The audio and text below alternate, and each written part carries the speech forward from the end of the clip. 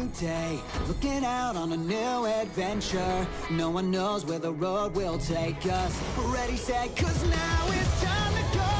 Maybe we could finally see who we're meant to be. Every step of the way tells a story. Every challenge will show us who we are. Now we ride side by side to glory. Together you and I will touch the stars. And then we'll do it all over again. 'Cause even if we lose our way, we'll always say, here we go. Here we go again. And it's even better than last time. Here we go. Here we go again. Memories last at a lifetime. It's a new day, do it our way, with all our friends. Here we go again. Look around, see familiar faces. All of us on a path to the unknown, standing tall on the edge of greatness. See you when we're walking victory road. And then we'll do it all over again. 'Cause even if we win the day, we'll always say, here we go. Here we go again. Memories last at a lifetime. It's a new day, take it our way, with all our friends. Here we go again.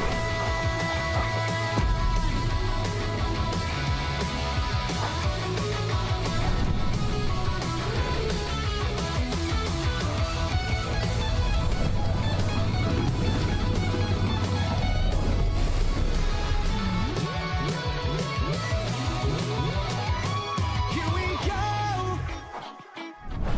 Here we go again. Memories last at a lifetime. It's a new day, do it our way, with all our friends.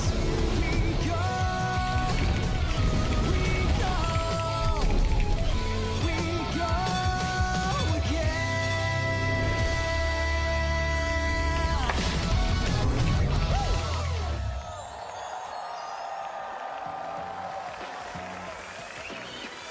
Hello, trainers, and good morning. To start things off, we are about to take you on a musical journey from the past through the present.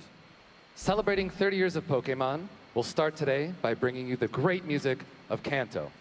I'm your conductor, Charlie Rosen, and we are the 8-Bit Big Band. Thank you so much. Please enjoy.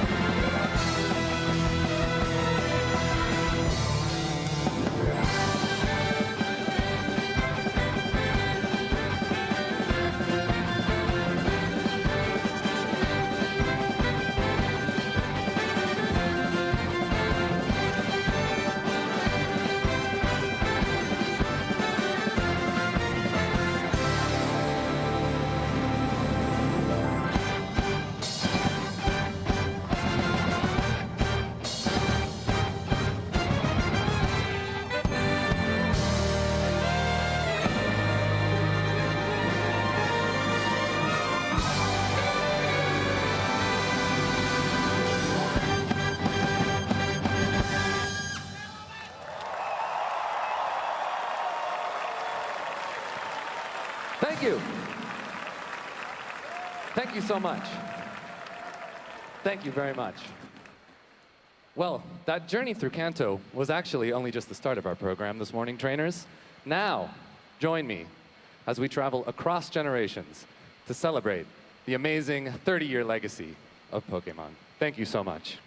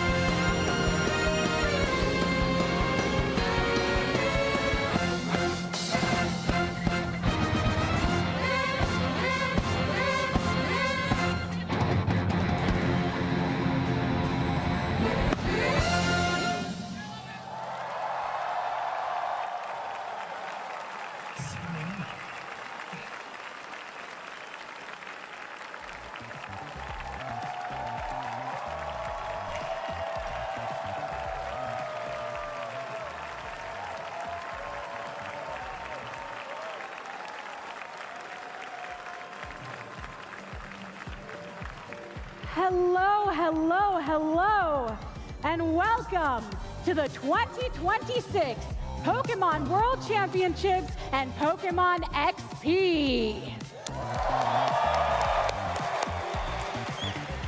While we're at it, let's give it up one more time for our fabulous dancers and the 8-bit big band.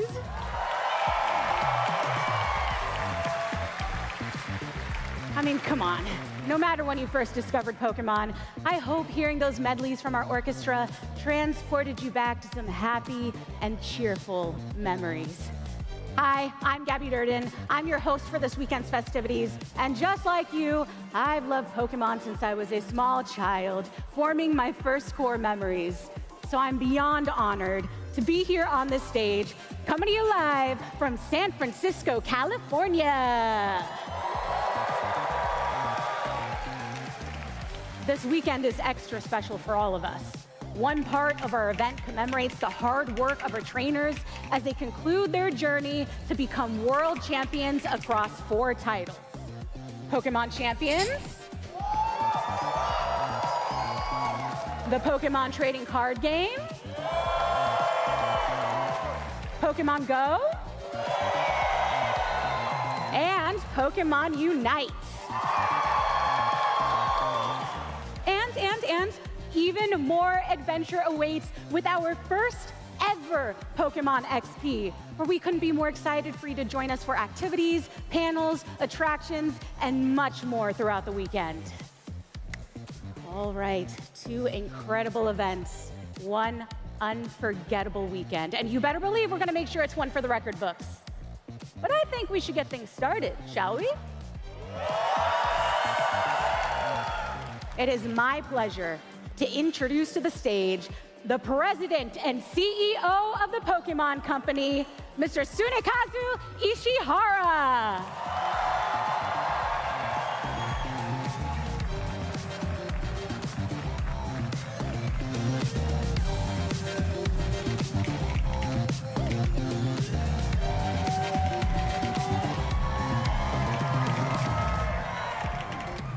ポケモントレーナーの皆さん、こんにちは。ポケモンワールドチャンピオンシップ2024、そしてポケモン XP にようこそ。Hello, trainers, and welcome to the 2026 Pokemon World Championships and Pokemon XP. 会場にお集まりいただいた皆さん、そして世界中からライブ配信をご視聴していただいている皆さんに、まずは心より感謝申し上げます。First, I would like to extend my heartfelt thanks to everyone gathered here today, as well as all of you from around the world joining us online. 世界チャンピオンの座をかけて競技に挑む方も、ご家族やご友人と共にポケモン XP を楽しむために来られた方も、この場で一緒にポケモン30周年を迎えられることを大変嬉しく思います。And whether you're here to compete for the title of World Champion, or you've come with family and friends to enjoy Pokemon XP, I'm truly delighted that we can all be here together on Pokemon's 30th anniversary. ポケモン XP での数々の体験から日曜日にレースセンターで行われる決勝戦まで、この週末はたくさんの楽しみが待っています。トレーナーの皆さんにとって忘れがたい週末になることを確信しています。And from all the exciting experience we have waiting for you at Pokemon XP to the World Championship Finals we're going to have at Chase Center on Sunday, this weekend is sure to be a lot of fun and one that I think trainers will remember for many years to come. ここにたどり着くまで戦い続けてきた選手の皆さんの努力、情熱、そして挑戦し続ける姿はいつの日かこのステージに立ちたいと願う未来のトレーナーたちの憧れとなり希望となっています。And to all of the competitors who have battled their way here, truly your hard work, passion, and determination inspire future trainers to dream of one day standing on this very stage. You truly represent both an aspiration and a source of hope for the next generation. 皆さんが今日ここにいることが次の世代への夢をつないでいます。そのことに誇りを持って最後まで全力で競技を楽しんでください。Just by being here today, you are helping pass those dreams on to the future. Take pride in that and enjoy every moment of the competition as you give it your best to the very end. それでは健闘をお祈りしています。 And with that, I wish you all the best of luck in your battles.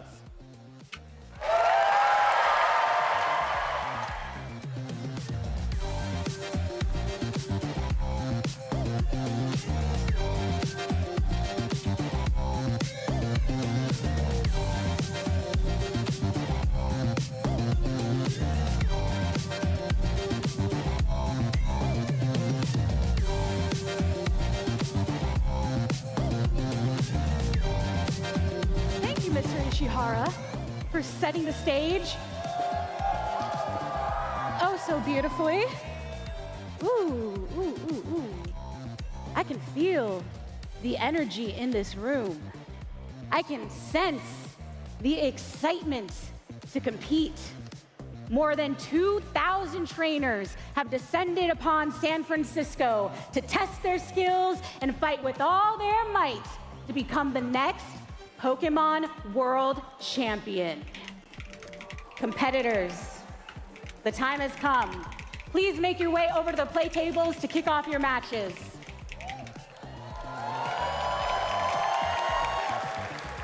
And before we get into the action, our casters are prepped to walk you through everything in store this weekend. So everybody, let the 2026 Pokemon World Championships begin.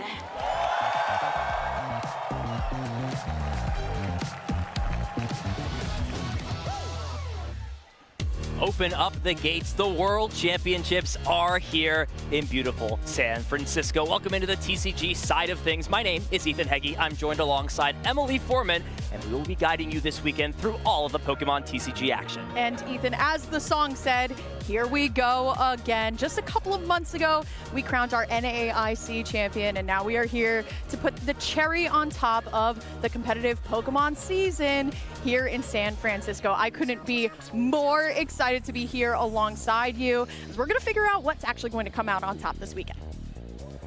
We are super excited. There is so much on the line for these competitors. Of course, the prizes here at stake, $50,000 for that first place competitor, all the way down to $5,000 for those top 32 finishers. A lot on the line here this weekend. Yeah, and honestly, I mean, you think about it, right? How many hurdles you had to jump through to get to the point where you, at the end, could be holding up that trophy. And of course, $50,000 going into your bank account right after you get that big moment in the Chase Center on Sunday.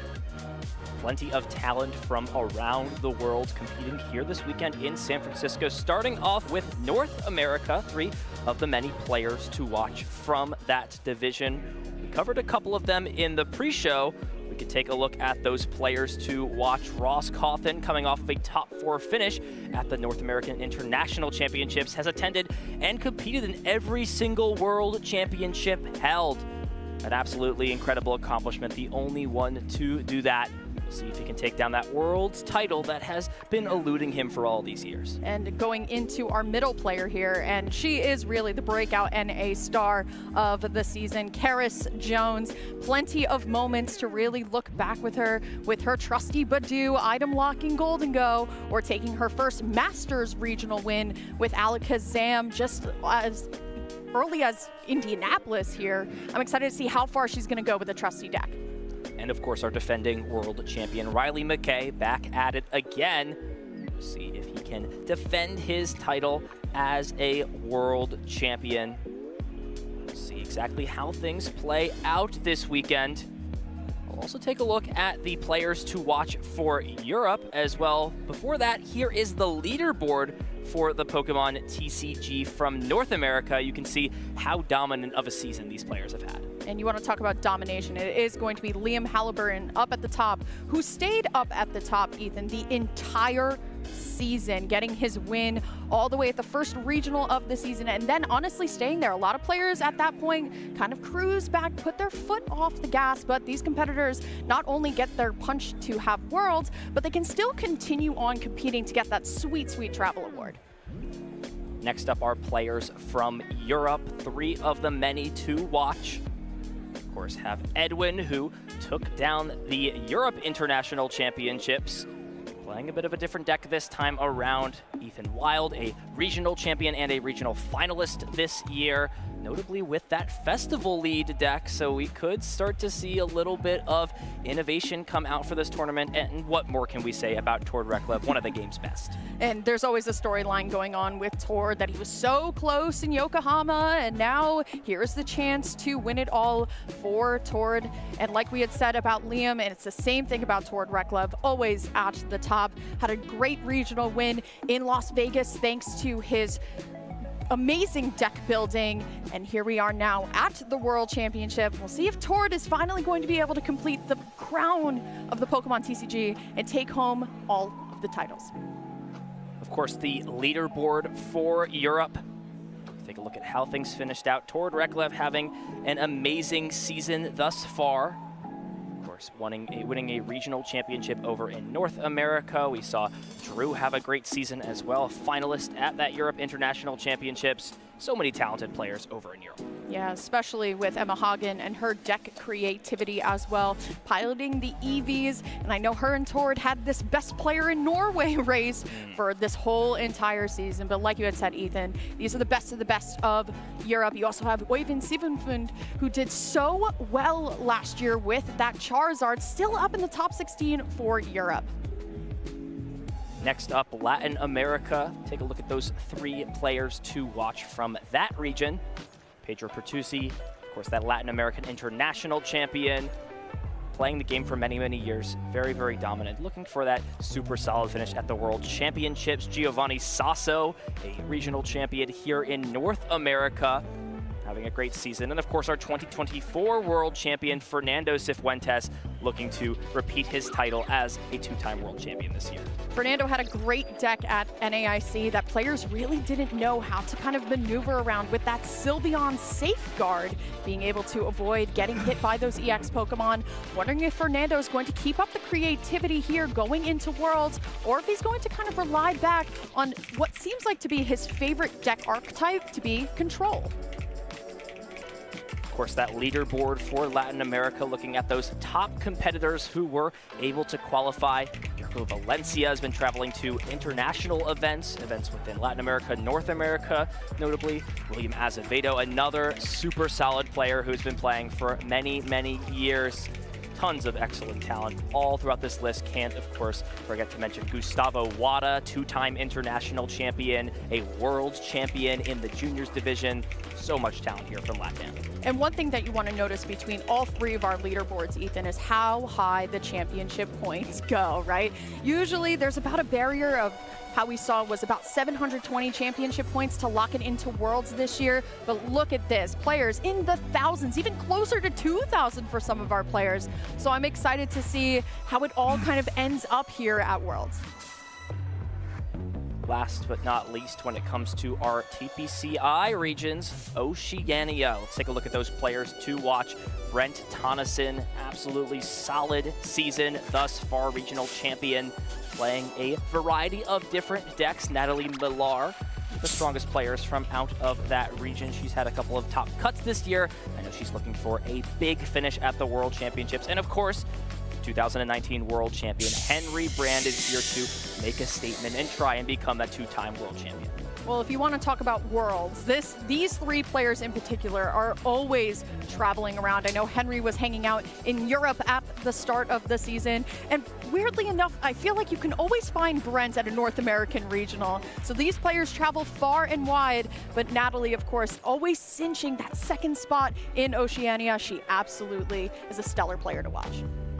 And of course, we can take a look at the leaderboard for Oceania. Plenty of talent from all over. Brent Tonneson, of course, the #1 championship point finisher. Natalie, as you said, at the #2. Henry Brand at #3. Still plenty of talent. Matthew Burris, another name that pops out. Angus Johnson. A lot of these players have been playing for years and years for the Pokemon TCG. It feels like when you're in the Pokemon TCG, you are in for a very long ride across many years. And part of the reason why people love the Pokemon TCG so much is because going to a regional can take you practically anywhere around the world. I know in North America, you can go to Canada, you can go as far as wide as California, but it can also take you here to Oceania. You can go all the way to Australia. You can go to so many countries in Europe as well. I am so excited to see how these people coming together essentially is really going to influence the meta. It truly is an international circuit. You can go anywhere, as you mentioned. Every corner of the globe, it feels like, has an event for players to compete and try and earn those championship points. And this event right here, Emily, is a culmination of all of these players' journeys. Japan to round things out. And these are become essentially household names. Japan has really put themselves on the map, traveling to a lot of these international events. Ryuki Okada, of course, a two-time regional champion and an international champion. So much strength for this player. We mentioned in the pre-show, Yoshiyuki Yamaguchi won a regional championships in North America.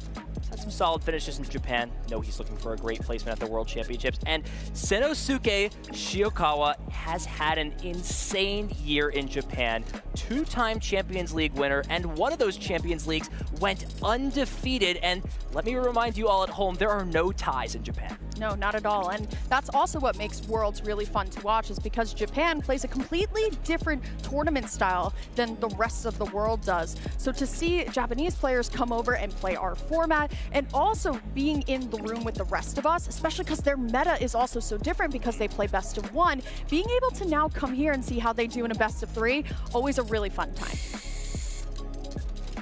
We're getting the stage set, of course, to kick off Pokemon TCG action.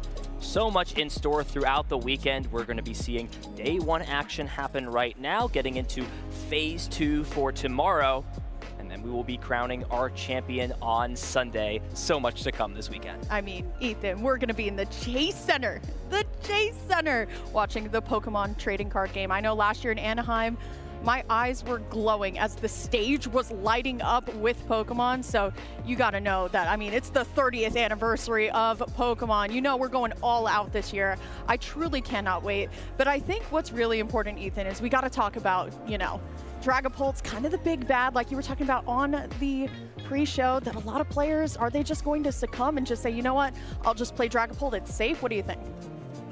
That's definitely the question. The hardest thing to sort of comprehend, the decks that are favorable into Dragapult can struggle against the rest of the meta. And that really is the question a lot of these players are asking.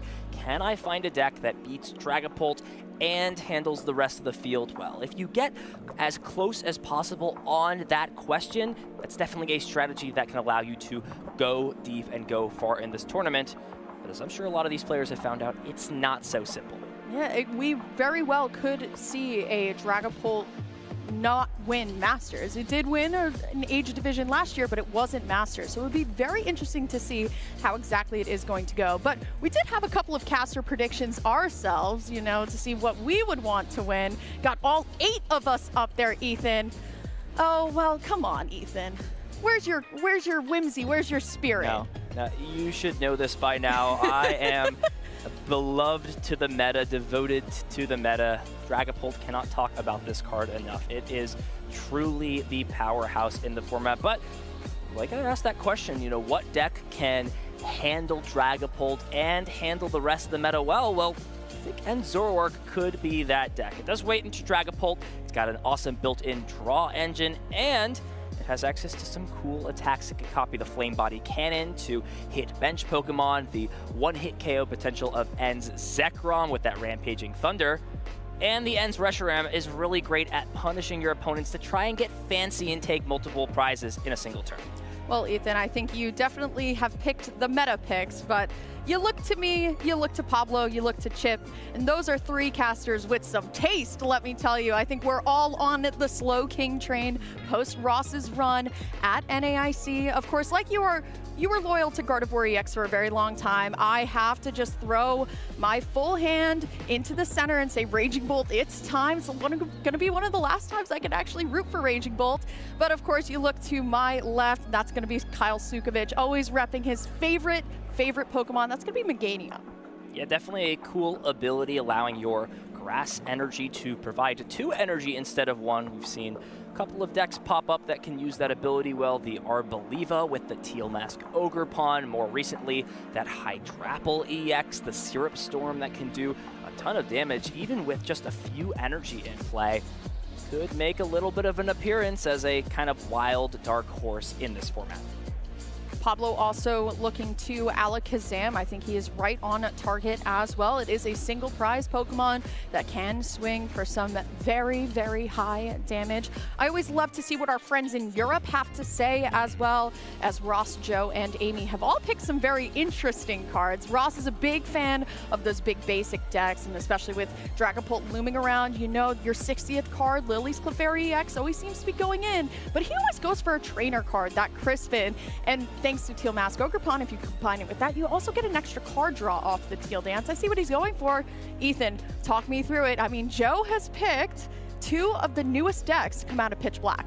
Yeah, the 2 big stars from the most recent expansion, Mega Excadrill EX, one of the hardest hitting Pokemon in the format. Now, it is a 3-prize Pokemon, don't get me wrong, but that maximum drilling attack really packs a punch, can one-hit KO Pokemon like Dragapult EX. Some of the bigger Pokemon in the format, it doesn't quite get there on some of the Mega Evolution Pokemon, but there's not a ton of those in the format right now. We are, of course, in the Mega Evolution block, so to say.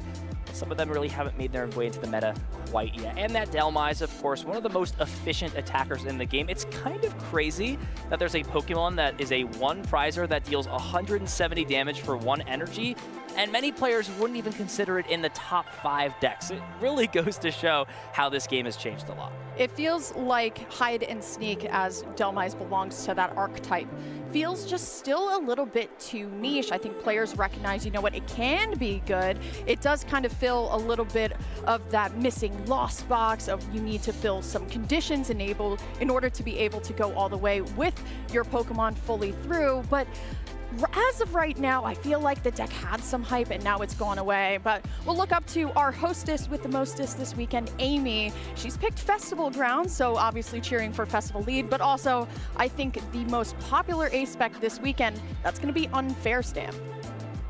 It's been in the foreground of the format ever since the rotation happened and those G-Block cards were rotated out. Super powerful A-Spec. A lot of games in the format just really come down to, does your opponent find tempo back after you play that Unfair Stamp? Festival Lead, another deck that did gain a lot of power thanks to that Gladion's Final Battle card. You do, of course, deal some more damage. This deck is able to search out cards every turn and kind of consistently use that supporter card. We'll have to see if this is Festival Lead's weekend to shine. Yeah, it feels like Festival Lead kind of set over set gets one more thing added that makes it just a little bit better through and through. It got Brave Bengal at one point just many moons ago in Black Bolt White Flare, I believe. And now here it is with Gladion's Final Battle, like you had said, another damage modifier. Now granted, you have to have 0 cards in hand in order to be able to use it, but Festival Lead, thanks to Secret Box, its favorite A-Spec, is able to kind of work around that. So I'm very excited. I feel like, Ethan, we've all kind of countered each other in a weird way, but it seems like a lot of us are really on that Slow King hype. Of course, there is plenty to watch this weekend, not just the exciting action, but drops happening over on the Twitch channel all throughout this weekend. If you watch for 30 minutes, you can gain some Mega Evolution Pitch Black booster packs. If you watch for 45 minutes, you'll get a nice playset of the Mega Zeraora, 2 of the regular double rare cards and 2 of those special illustration rares. And for those 60 minutes, you get this exclusive Worlds Crate. It includes some of the items you see on your screen there, the jackets, bucket hat, deck box, a lot of swag to put on your cosmetics for the Pokemon TCG Live. plenty to enjoy, as well as some more packs for watching 30 minutes. You get 6 booster packs and a build and battle event token. That's definitely a new fun feature on that TCG Live client. I don't know if you had a chance to play, but definitely a nice way to enjoy your afternoon to play some build and battle. Absolutely, and I also love the way that Live has also gone with the aesthetic of Worlds as well. The battlefield kind of being that blue and that orange to celebrate both Pokemon Worlds and, of course, Pokemon XP. But Ethan, it's not just about the trading card game Live. There's also another thing you can get drops for as well. It's going to be your Pokemon trading card game pocket. You only got to watch for 30 minutes to get 24 pack hourglasses as well. Going to be ripping some packs, I know, when I am off stream. I love Pokemon trading card game pocket. The art is just so beautiful. Yeah, definitely a fun way to play Pokemon on the go. 30 minutes in, you can open up 2 packs a little bit earlier than you normally would. So, of course, make sure to check out the action over on Twitch for just a little bit of your day if you want to gain those rewards, as we get ready to get into our first round of competition. As we sort of previewed a little bit, we'll have the format for this event. We've got 8 rounds of Swiss today, followed up by Day 2, Phase 2. Let's also not forget there's plenty more to do.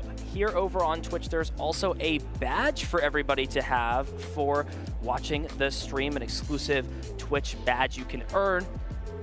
Just gotta watch for 60 minutes for this stream or any of the other streams if you want to check those out too. Listen, don't fault you for wanting to watch some Champions action this weekend. Make sure you tune in and get those rewards. Absolutely. And of course, if you were watching a little bit before the opening ceremony and then the opening ceremony, you're still here, you're probably more than halfway at this point to getting all of your sweet drops. But like you had said, Ethan, yes, there are broadcasts for all of your favorite competitive Pokemon games this weekend. We got TCG, we got Pokemon Champions, we got Pokemon Go, and Pokemon Unite as well. The energy in this room is absolutely electric. Plenty to enjoy this weekend, whether you're here in the venue checking out Pokemon Worlds or Pokemon XP, or maybe a little bit of both. You know, I think it's great to mix and match, dabble in a bit of each.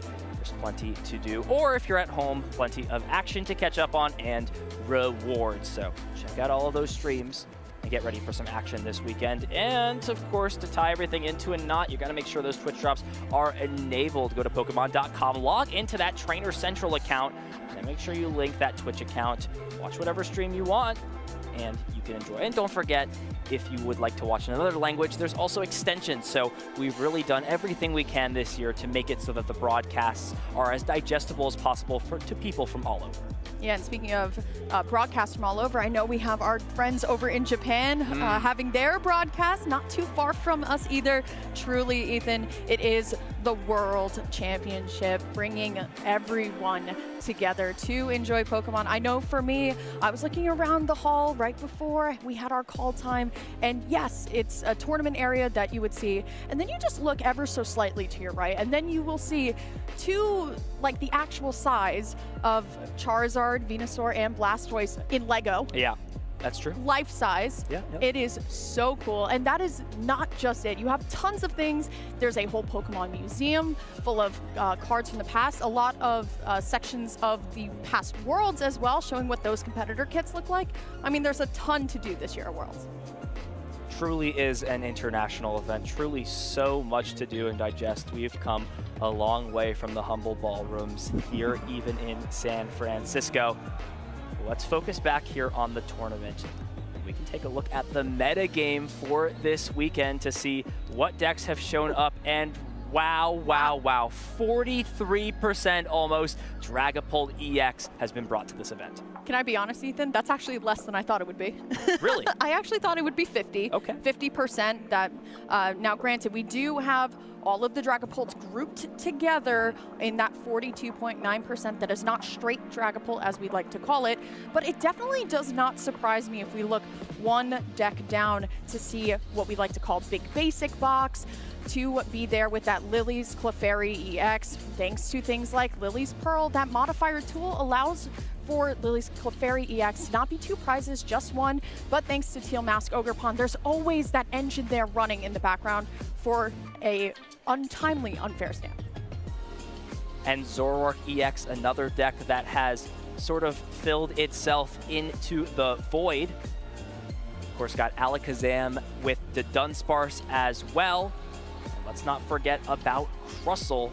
That deck is not on the sort of radar itself, but you know, Slowking is a deck that kind of has pushed it out of the metagame. We kind of see that kind of make its way to the top of the graphic. This is honestly the highest I think we've ever seen Slowking in terms of metagame. Almost 50 players have brought it with them here to the World Championships of all events. I think what Ross Cawthon did really well at NAIC is showed that, okay, there may be a Shaman here or there, but there are ways to win the game if there is a Shaman in play, and that is just your prize mapping through and through. But I think you're right, Ethan. Alakazam, while yes, great deck, unfortunately that powerful hand is an effective attack, so missed energy with Crustle, not exactly the interaction that you really want to see there. I'm excited to see how many Slowking players, but of course, right at the tail end, Mega Excadrill, there are some believers there. I'm excited to see how far they're gonna go.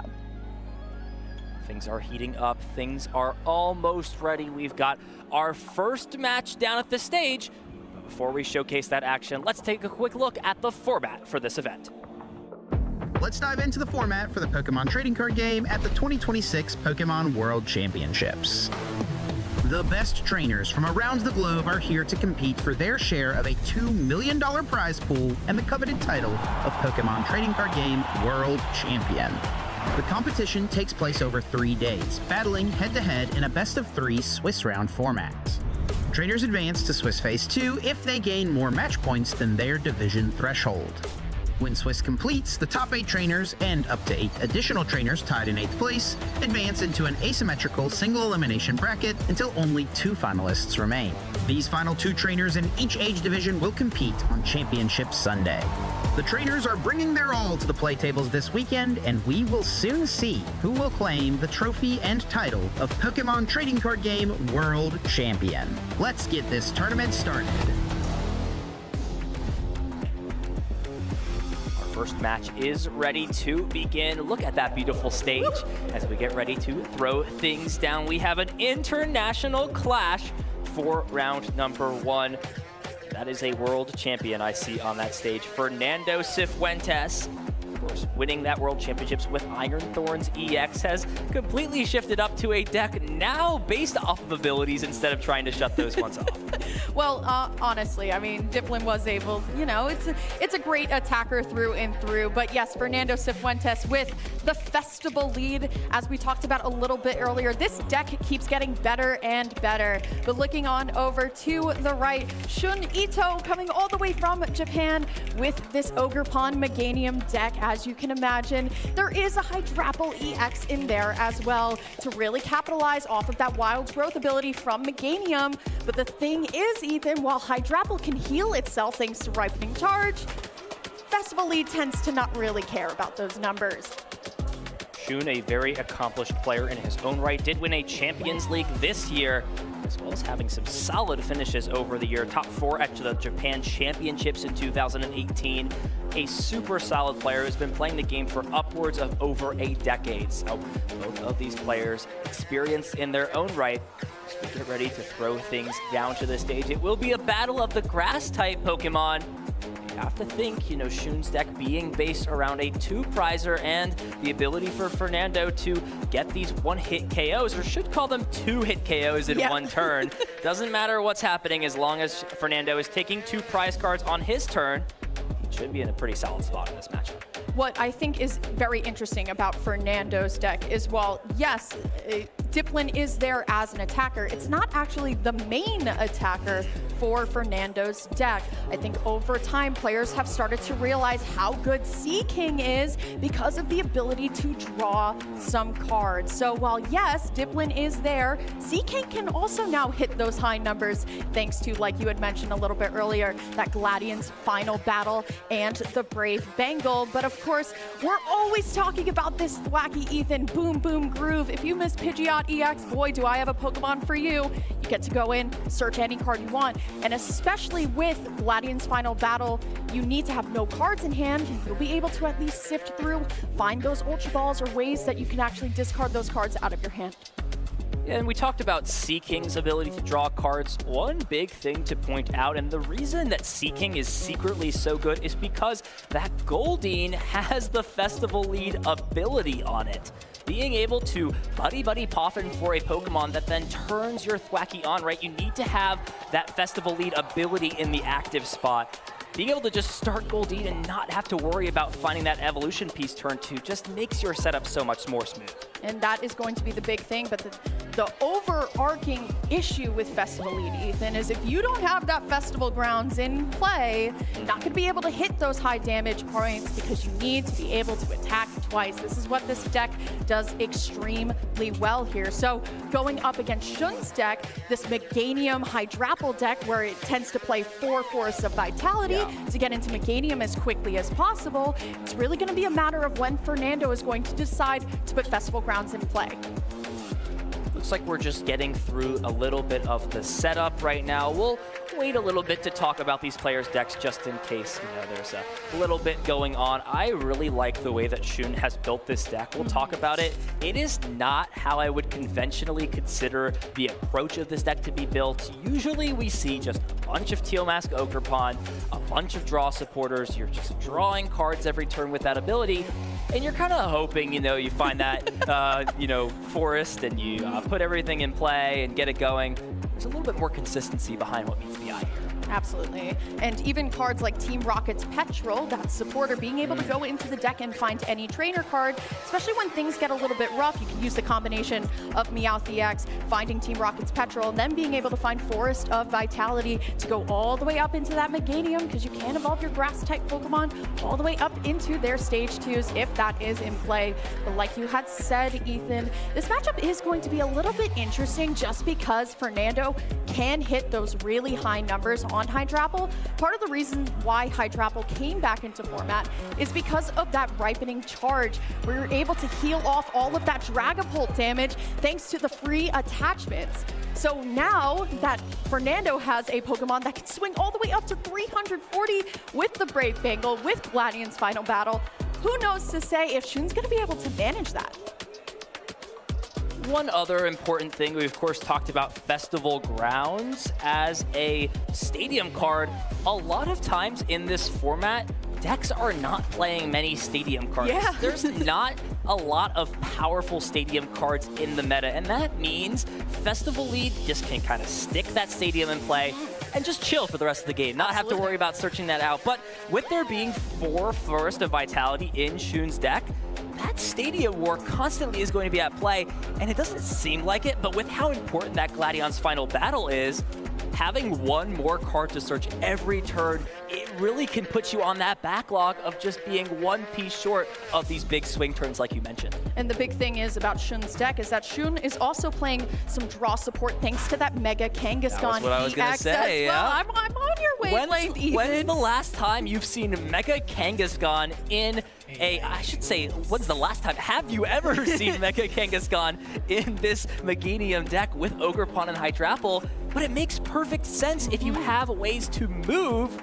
We'll have to talk about that A-Spec card a little bit later. We're going to keep it a bit of a surprise. There's some cool stuff here in Shun's deck. Yeah, absolutely. And that's the thing, right? If Shun were to start this Mega Kangaskhan and have no way to get it out, that is a prime boss's orders target and a free 3 prizes for Fernando to target down here. But like we had mentioned, I mean, it's very interesting to see the grass decks really have a little bit of a come up through and through all of these sets as well, especially with Zoroark being the second most represented deck here. But I like what Shun's idea is, right? You have to expect Dragapult, so Hydrapple heals all of that extra damage to and from, and thanks to Teal Mask Ogerpon, you are really able to hit those high numbers thanks to the combination of Meganium and, of course, that Zero Storm. That is going to be a big question this weekend for a deck like Hydrapple. How convincing is the Dragapult EX matchup? On paper, like you said, it seems really good. You have 1-hit KO potential on Dragapult EX. You can heal off that residual damage from Phantom Dive. However, one thing that is important to notice is the setup with this deck. It can struggle to get pieces out fast, and if you're not able to take those first 2 prize cards, It's okay letting a Dragapult or two go down, especially if they decided to play something fun like that Moltres in the deck. It's really going to be interesting to see how Shun's build of this deck is able to take down Dragapult, assuming he can advance far in this tournament. We're talking about grass-type decks. Let's talk about grass-type Pokemon. A lot of conversation going into this tournament, Ethan, was Shaman a wasted spot in the deck? Now, granted, one of these competitors is playing Shaman, but especially when you hit into matchups like Hydrapple, where Shaman is just going to, if you were to start it, is just going to be a sitting duck. Very interested to see if players are going to regret their choice or thank Shaman for coming out. Anticipation is building, ladies and gentlemen. We appreciate you being patient with us as we get everything sorted out between the players. Make sure everything is in place before we jump down into this first Swiss round.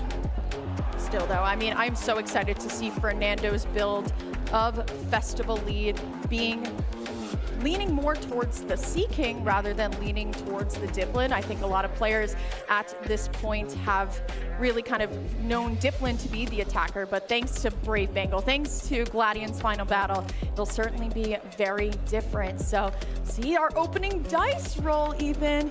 Is Fernando gonna go first? You probably are with the deck that wants to evolve up, right? Yeah, it's always scary, blind, going first with this Festival Lead deck. Your opponent can do you, item lock you, and all of a sudden you kind of just lose the game on the spot if you don't get Pokemon into play. But you just have such an advantage going first, assuming you set up, assuming you can attack before your opponent is able to evolve their Pokemon up. There are a lot of benefits. So the opening coin flip, will see these cards be drawn for both of these players. Let's see how this game progresses through. Looks like a starting Pokemon for both of these players. And is that Mega Kangaskhan immediately in hand for Shun? Probably one of the best starters. Also considering that Teal Mask Ogre opponent will go ahead and start the Mega Kangaskhan. So we take a look at these players getting ready. So the prize cards be placed out and get into this first Swiss round. I am so excited, Ethan. The World Championship is finally here. It's been looming for so long. Players for 9 months have been trying to get to this spot. Let's check out the prize cards here. There's a couple things on both sides, Ethan. I'm not liking too much, but more so on Shun's side than Fernando's side. It's going to be double Forest of Vitality, but also that Celebi card, thanks to Traverse Time, especially because Shun is going second here. That Traverse Time attack on Celebi is actually really important for the setup, being able to grab the stadium and some grass-type Pokemon to go all the way up into your Hydrapple, into your Meganium. Could definitely struggle to find those Forest of Vitality. We'll keep an eye on how that has played out and will play out throughout this match.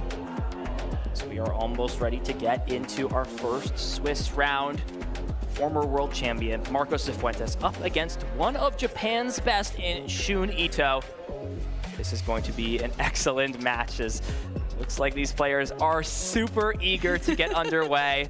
We'll have to wait just a little bit longer, and there we go. Round number 1 here at the 2026 World Championships is underway. See what the draw for turn is here. Onto Fernando's side, and like you had said, Ethan, this is exactly what you want to see in terms of a start. Already a festival leader in Goldeen into the active, and honestly, Fernando also already having at least one rookie in hand. That feels pretty good. So here comes these opening prize searches here. Secret Box in hand already, but I'm not seeing much other help in the rest of the hand. Secret Box is kind of all the help you really need when it comes to getting set up. You also have to start thinking about what your opponent is playing on turn 1. What decks should be going through your mind, Emily, when you see that Mega Kangaskhan in the active? Well, at that point, right, Fernando's going to start counting out these Brave Bengals, these damage modifiers like you had talked about, because that's a juicy 3 prizes right there. And, you know, for Shun, it seems pretty safe until your opponent flips over something like a Goldeen here, and then you can hit all the way up to 340 on Shun's side. So we'll see how exactly Fernando wants to go about the setup. Like you had mentioned, Secret Box in hand already, so the pass on over, no energy attachment, no problem here. But speaking of energy, here comes Shun and these teal dances. Plenty of energy to be found. Starts off with that Teal Dance, attaching an energy card from the hand, doesn't count as that attachment for turn, and Mega Kangaskhan EX immediately getting powered up, looking to potentially attack with that on the following turn if Meganium can come into play. No energy swaps here either, no energy switch. in Shun's deck here, but the problem is if Fernando is not having the best start, Mega Kangaskhan might have to be doing a lot of the pushing here. Now, Shun did draw into a Chikorita, deciding to kind of throw it away with this Lily's Determination. It will go back into the deck. And still, you want to draw some cards. 8 cards here for Shun, then an extra 2 off the run errand as it hasn't been used yet. Looking to find that Forest of Vitality for the following turn. See that run errand as mentioned. Just drawing into some more supporter cards. Does find an Ultra Ball, and it looks like there is a pair of great Pokemon. That Chikorita coming down into play, and that Diplin. Applin comes down, excuse me. Sometimes get them mixed up. They're all, you know, part of the apple tree, so to say. There is the draw for turn. A bit awkward with this Secret Box discard. And one important thing to note as we get through this game, we usually see Festival lead based around Diplin. This is only a 1-1 Diplin line in this deck. We are full on the Seeking train. We might have to change the graphic because the graphic did show Diplin, and we might have to start showing Seeking here instead. But Secret Box Ace spec being used right away, supporter, item, tool, and stadium. So it looks like if Fernando does have an energy in hand, he will at least be able to start getting things going. But now, Ethan, here's the question. For item, now granted, Fernando does already have a Thwackey already set up here. Is he going to prioritize something like the Buddy Buddy Poffin and then the Pokepad to get the festival leader Seeking into spot here, or does he want to continue getting set up here? I'm very interested to see how he's going to go. Yeah, looks like a guaranteed going to grab. Oh, looks like the KO could be online for Fernando. Assuming there is a Thwackey of some case. Yeah, the Thwackey in play. It's all going to be lined up here, Emily. The Thwackey can guaranteed grab the energy card. Gladian's final battle will be able to be played since there are 2 Bengal and the stadium in play. Here we go. Gladion played, Thwackey grabbing a grass energy, and look at this aggression early on. Mega Kangaskhan is going to fall on the second turn here with this Festival lead deck. And this is the best part about this deck, Ethan, when you're thinking about Festival lead, like I was thinking, okay, well, we need a full bench in order to be able to hit those high numbers. Seeking actually doesn't need any of it. Just needs the damage modifiers in of itself, this Brave Bengal and Gladian's final battle. And thanks to Festival Grounds already being in play, Seeking can, of course, attack twice. And Fernando, who now has no cards in hand, actually is going to be able to draw 4 cards on top. Plus the 3 prize cards, hand filled up all the way to 7 cards. And now immediately pressure on Shun. A 3 prize Pokemon has fallen, and your opponent is already ready to go. They've got the Festival lead Pokemon in play. Thwackey can guarantee draw pieces, and there are 7 cards in the hand to work through. And now it's over to Shun at this point. A lot of players in this point kind of get a little bit nervous, right? I mean, players can, of course, attack into the active Seeking there because that is the problem Pokemon, but still that Thwackey onto the bench allows for Fernando to go into the deck and find whatever card he truly wants here. So we'll see what Shun is going to be able to do off of this Ultra Ball here. Still no Forest of Vitality in play either.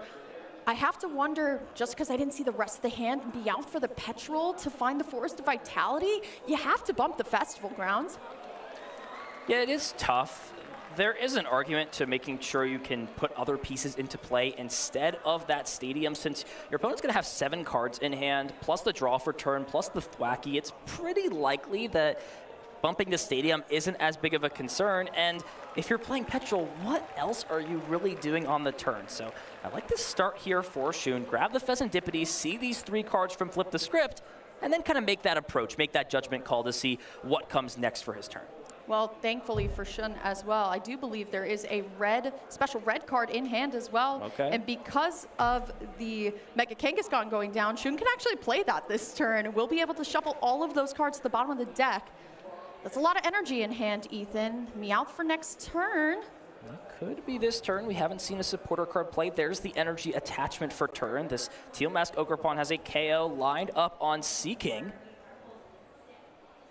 There's also a world where could consider grabbing boss's orders here and chasing down the Thwackey just to make sure his opponent is not able to grab more pieces, and I think I like this play from Shun. Absolutely. Not only is the boss's orders going to be played, you can only imagine that the special red card is going to be played as well. So then Fernando's hand is really just going to be up to what the top 3 cards of the deck is going to be. Boss's orders definitely onto that Thwacky. See what else? So Myriad Leaf Shower will be able to take a KO. There's the special red card. We typically don't see disruption as early as the second turn of the game. Thwacky will go down. His opponent will have just 2 cards in hand, and it seems as if this Teal Mask Ogerpon will be able to not be KO'd on the following turn. Just because that Sea King falls 30 damage short, it's great at drawing cards. With that Gladian's Final Battle, it does a lot, but there's really not a lot else in the hand. Importantly, though, finding a Buddy Buddy Poffin to get some more basics into play.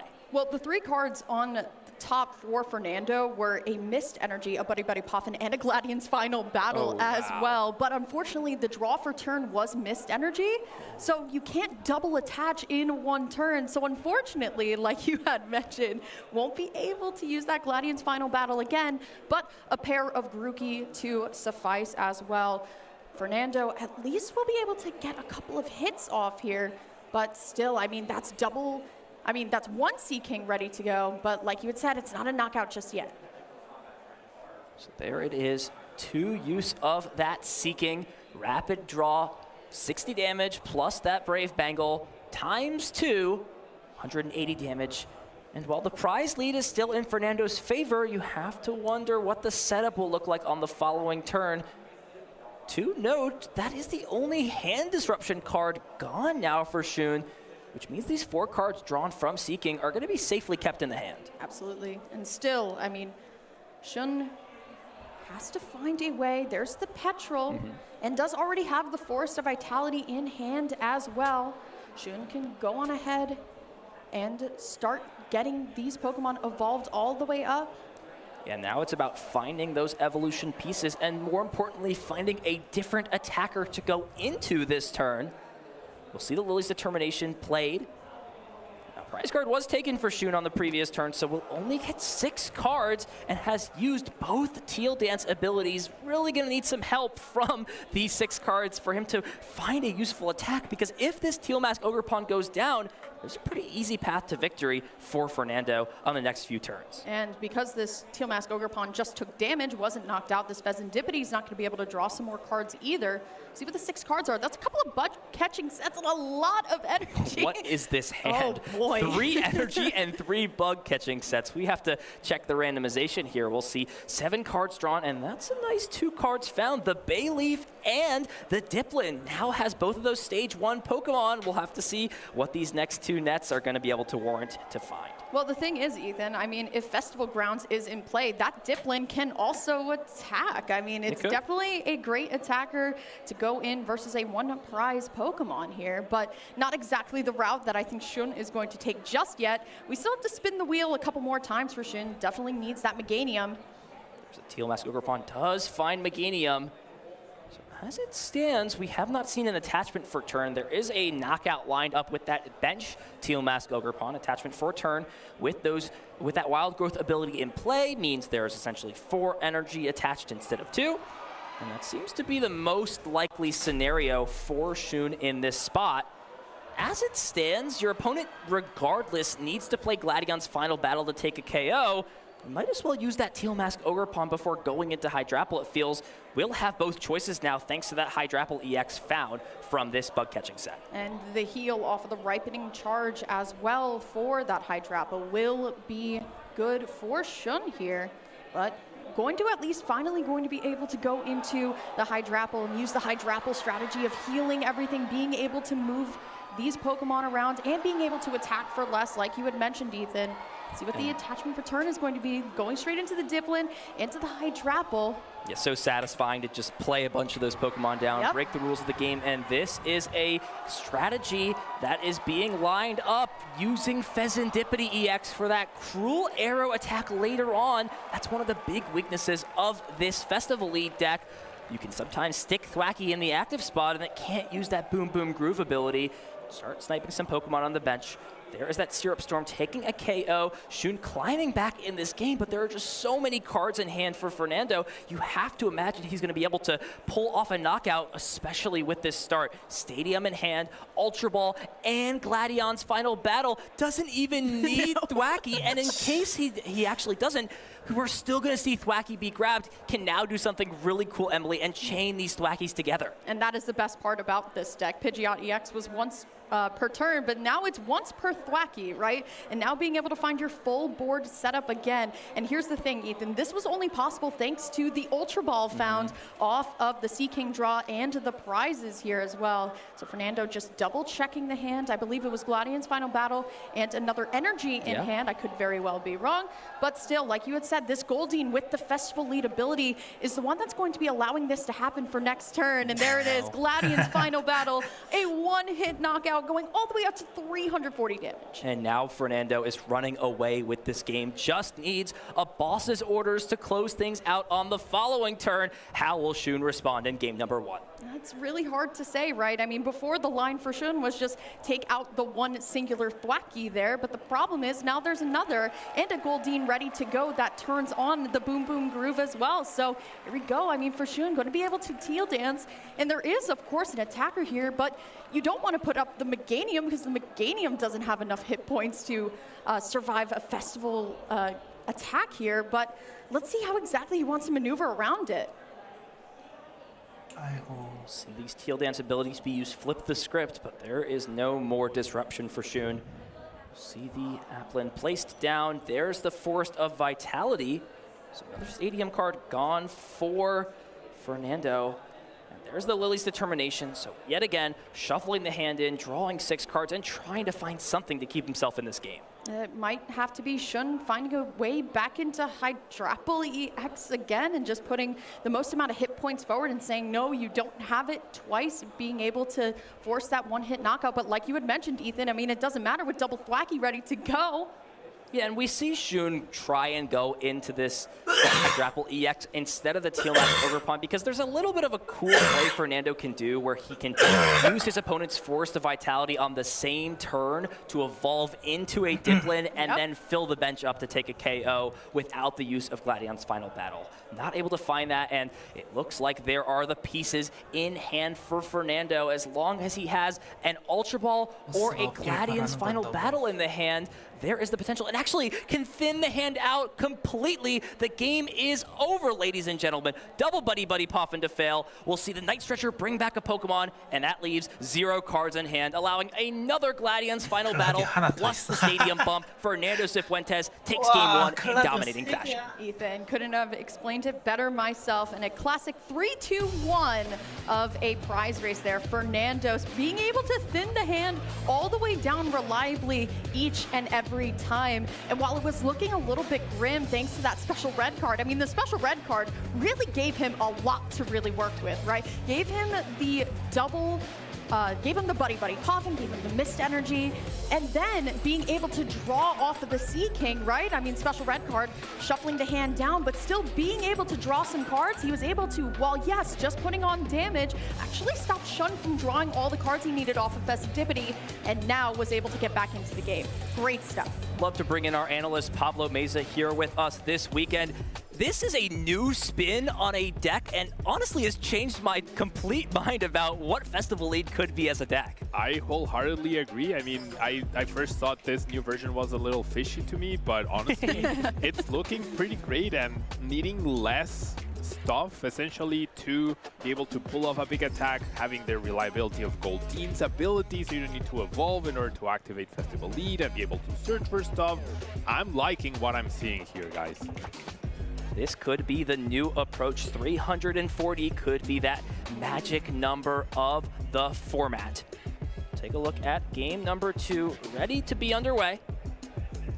Here we go. Mega Kangaskhan start yet again for Shun. Electing to go first, we'll see that Run Errant ability be used. Let's jump into a couple of basic Pokemon. It looks like an Ultra Ball to go along with that. See what this decides to grab. Lily's determination for the following turn. So as things stand, already a solid start for Shun on turn 1. Definitely what you want to see a little bit better here, but also the Ultra Ball coming into play to immediately get rid of the next Mega Kangaskhan here. But you're looking at Fernando's start, and it's going to be Redlore, and that's not exactly what you want to see in this matchup. Definitely not for this deck, at least. See what the prize cards are going to be for both of these players, because as we talked about, it's really important to note what resources aren't available. Now, granted, it's better to have one Force of Vitality prize, but still a Meganium in there, and that special red card for Shun, because we talked about a little bit earlier how Shun needs to be able to get rid of Fernando's gigantic hand. The Relor isn't 100% the worst. That Pheasantipity line that was talked about before gets nullified if you can establish that protective barrier ability on that Rabska.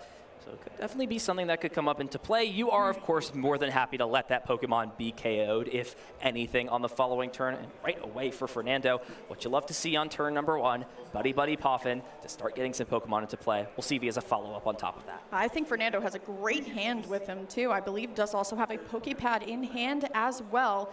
Check on over into Fernando's prizes. 1 Goldeen prize. Now, granted, there are 3. It's a 3-3 line. 1 Goldeen isn't too bad, but still a Grookey and a Festival Grounds and a Brave Bengal. There's a lot of pieces of the puzzle that Fernando's not going to have access to. It's not comfortable. It's not comfortable. Honestly, you've got to have 6 cards prized at some point, and there are definitely worse combinations for sure. We'll see Grookey come down, as well as Goldeen. Pretty standard stuff to start the turn off. Just going to check through the prize cards. Pokepad also being played. And we see Fernando just prioritizing double Goldeen, making sure that there is just not that single Goldeen knocked out on the following turn. Wants to try and guarantee an attack. One thing that Shun did a little bit earlier that Fernando did just now was having that very key Essential Stadium in the opening hand and then saying, you know what, it's not the time for that stadium just yet. It's going to be shuffled back into the deck. As we talked about a little bit earlier, Ethan, this is kind of this sub-match going on right underneath the main plot of finding your prize cards. You need to be able to still find your stadiums as well. It has returned into the hand after that Lily's Determination. Great find for the following turn. Buddy Poffin number 2. And now for Fernando, the entire bench is filled up with Pokemon. We'll see double Grookey most likely come down into play. And with all of this, it really comes down to that question of what does Fernando have to follow up such a strong turn number 1? Does have an Ultra Ball for at least the Thwackey going into next turn. But it's also about finding the energy to get your festival leader, that Goldeen, into the active.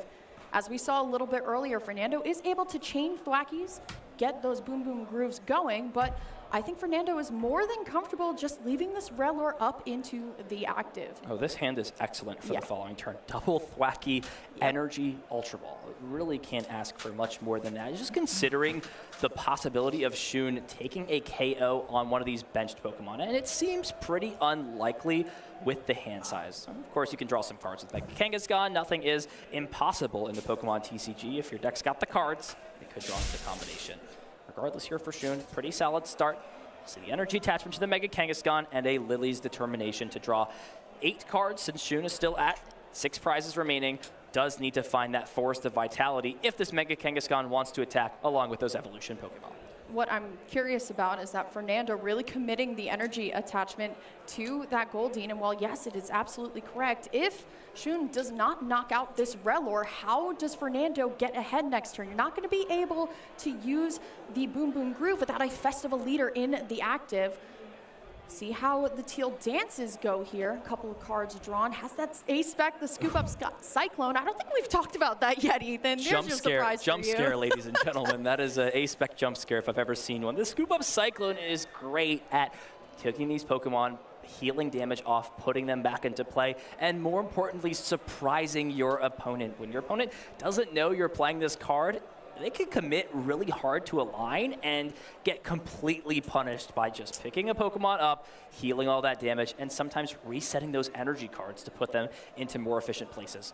Here is that net. We'll see if there's some of those evolution Pokemon. No, just a couple of energy cards. Not bad hits by any means, but really looking to get Meganium into play on this turn. I do believe Bayleaf is already in hand and an Ultra Ball as well, but I think Shun wants to go the route of finding the Meganium off of the bug catching set rather than having to waste a resource with the Ultra Ball to get all the way there. There's another one. See here. Spinning the wheel as per usual. 7 cards. Is there a Meganium? Not only is there no Meganium, but there's only one Pokemon. It's just that Hydrapple EX. So at minimum, we'll see Meganium come into play thanks to this Ultra Ball. Mega Kangaskhan EX can take the KO. And now again, it's on Fernando to put together this KO. But we saw in game number 1 how simple it is when you can use those Boom Boom Grooves to not find other Grookies. Ooh. Still though, I mean, looking back into Shun's prizes, there is one Meganium prize. So this is the only one available to Shun right now, at least. But like you had said, Ethan, much better start here. At least Mega Kangaskhan is going to be able to attack, but you can't help but to wonder if Fernando, thanks to the double Grookey already in hand, is going to be able to loop through everything. There it is, all the way up, thanks to Force of Vitality. So rapid fire combo taking the KO on Relor. It's now Shun yet again responding with the first KO. As it stands, just such good cards in hand for Fernando. Can actually thin this hand down completely. It is a bit awkward with the Ultra Ball in hand. Can play every other card. Could use Thwacky to just grab a card to discard. Something like an energy, a not useful item card. We're actually going to see, just exactly that. Tool Scrapper eyed up. It's a card that does absolutely nothing in this matchup. No, doesn't need it for here, but needs all of this hand to go away. And this is the thing now with new Festival Lead, I would say, is that being able to thin the deck consistently is what you need for success here. Second Boom Boom Groove. Can only imagine going back for that Tool Scrapper. Yeah, and it is going to get the job done, it seems like. And now there actually looks like we got the exact pieces. Stadium, Tool Card, and a way to discard the hand down. Yet again, in game number 2, Fernando Cifuentes is going to take a 3-prize KO on the second turn of the game and fill this hand up to 7 cards. It's not just that, Ethan, but look at the rest of the supporting Pokemon behind him, too. Does also already have the Goldeen ready to go for next turn when inevitably this Sea King does go down thanks to Meganium already being in play. Shun does at least have 2 attackers ready to go, but this is a lot of cards drawn for Fernando. Shun not having access to that special red card because it's in the prizes. Fernando is going to keep a lot of cards now in hand. He now has to figure out a way to thin that hand back down. True. Still having access to Secret Box is an easy way to do so. See how Shun can respond. Immediately the Diplin comes up into the active spot, and this Goldeen is just so annoying to deal with. 10 damage away from a 1-hit KO from Diplin, as it could use that Festival Ground ability to attack twice. It's just so awkward when your opponent's at 3 prize cards, since you'd ideally like them to go through 2 prize Pokemon. The only thing is, Ethan, if Shun were to go down that line, that would require benching the rest of the Ogerpon in hand, and then Shun is going to be attacking with this Teal Mask Ogerpon for the rest of the game. That's 2 prizes. Yeah. Would love to see him get another Hydrapple at least set up. Still, these Teal Dances, such great abilities. That Boss's Orders is in hand here, but I would love to see Shun go into the Hydrapple here rather than just relying on Diplin to get it done. Now just debating if there's any other cards that need to be found. There's a solid backup option with that Scoop Up Cyclone, assuming your opponent can't take the 1-hit KO. It will just be the Lily's Determination played. So 6 cards found for Shun has kind of hit the benchmark for this turn. Hydrapple in the active spot, KO being taken. It's kind of just cherry on top from this point on. See what the 6 cards do give Shun here. Finds the forest at least as well. There is Still needing to bump the yes. Festival Ground and Pheasantipity, excuse me. Festival Pheasantipity. Try saying that 5 Yeah, times a little bit of a fast. tongue twister. With the Hydrapple EX in play now, it is possible to power up Cruel Arrow in a single turn. I wonder now if Shun can put together a cool combination like that in addition to a boss's orders. That seems like it may be his best route back. But as it stands right now, Fernando is lining up another 2-prize turn to go down to 1 card in hand. Looks like we are just going to see the knockout taken, Goldeen promoted into the active spot, and it looks like there's already an energy card and 2 Ultra Ball in the hand. May not even need Secret Box to take this KO on Hydrapple. Not at all. I mean, already has the it feels like Fernando always has the pieces in hand thanks to the Sea King draw. Already has the Brave Bengal, already has the Festival Grounds in play. So these Thwackies can really just be used as ways to find the discard method. Like you had mentioned, Ethan, it is going to be the Ultra Balls here. It depends on how exactly he wants to go all the way down here. Ultra Ball, the other 2 Thwackies. There is at least the Mist Energy and the Brave Bengal already in hand. I think you're right, Ethan. He already has it. Yeah, may have the Stadium card in hand as well. That would allow this Thwacky to use the last Boom Boom Groove ability to find another Sea King. And yeah, the Stadium's already in hand. Now just has to figure out the way to play the last Ultra Ball. Can get rid of the Mist Energy and the Stadium card, then research out another energy. The Sea King would be nice to have established on the following turn with Goldeen, but there is a Diplet in play, and that can be an attacker used on the following turn. Absolutely. Or excuse me, Applin in play, and it can be used. All of these apples on trees and them growing and then becoming, 3-headed monsters. It's a lot to take in. Both players are bobbing for apples this game here, so we'll see how Fernando wants to sequence here. It feels like it has to be that option. Just considering what card is best to discard, and it will be the Lily's Determination. It seems counterintuitive on the surface, right? Why would you discard a draw supporter, a card that can help find cards? But it seems like the idea is to play one last Gladion's Final Battle to close this game out. It's not even just that. Can also fill up the bench and find boss's orders as well, being able to take out the Meganium, because that would be a 1-prize Pokemon there. But another perfect mill, Ethan, all the way down to Gladion's Final Battle, showing why it's so good in this deck. And the mix with Sea King being able to keep drawing 80 more thanks to Gladion's Final Battle, 2 prize cards, and then a ton more thanks to Rapid Draw. It's filling the hand up to 6 cards thanks to those 4 cards drawn, plus the 2 prize cards. And here we go for Shun. What can he do to stop what seems like the inevitable on the following turn? You've got to get creative in a spot like this. Can Pheasantipity be the savior in game number 2?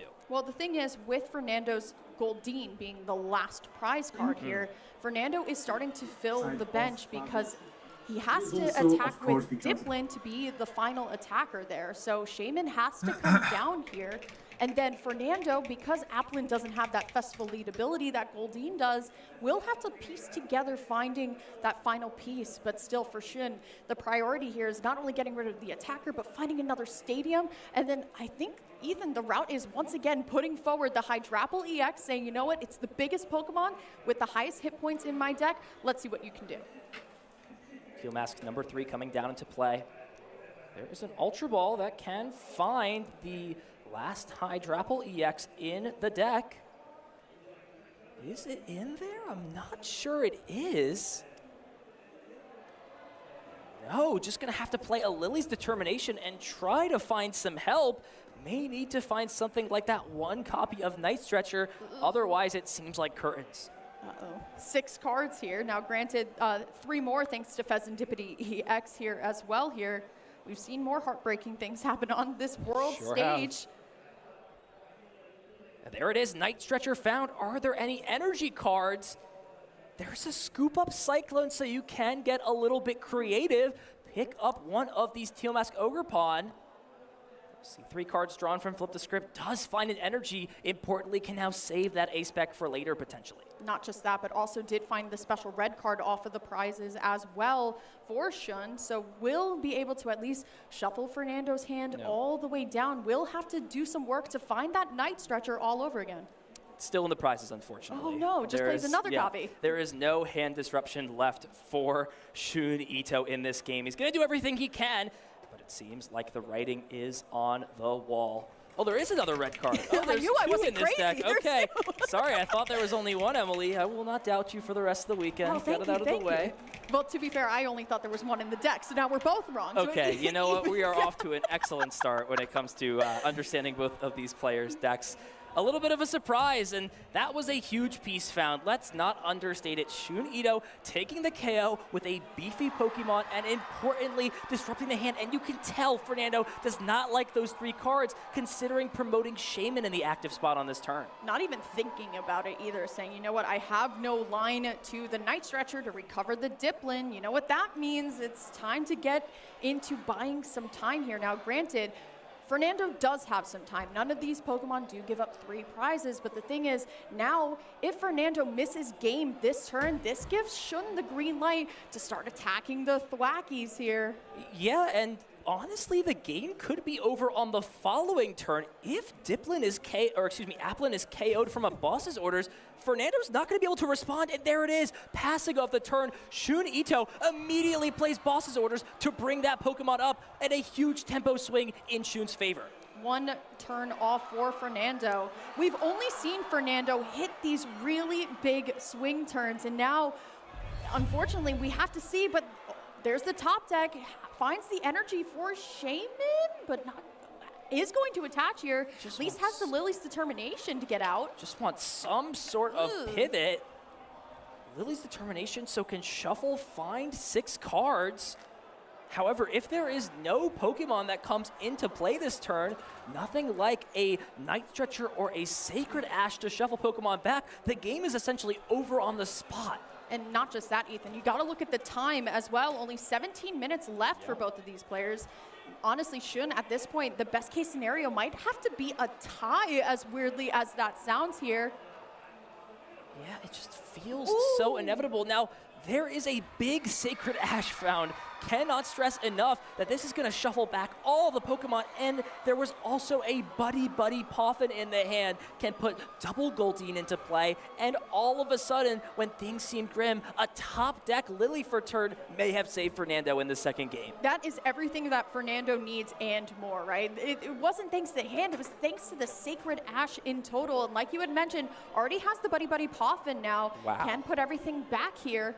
And the secret box has not been used yet for Fernando, which is going to make things so easy if he can use just one Boom Boom Groove ability to discard those unused cards and get himself into a spot to close out this game.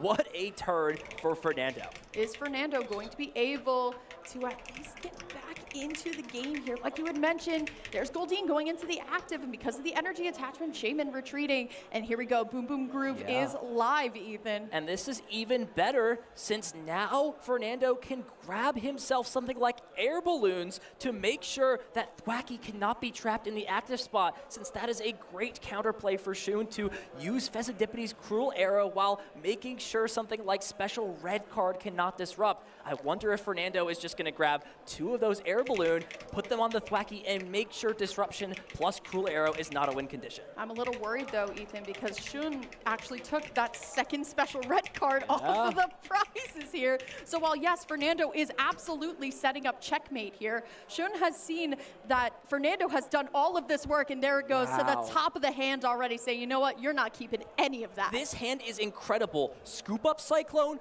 double Grass Energy, and that special red card. So all the pieces are there for Shun if he can attack with Fezzidippity, use the Ripening Charge ability, attach for turn, and that Hydrapple, ladies and gentlemen, can move out of the active spot, assuming that Scoop Up Cyclone can be played.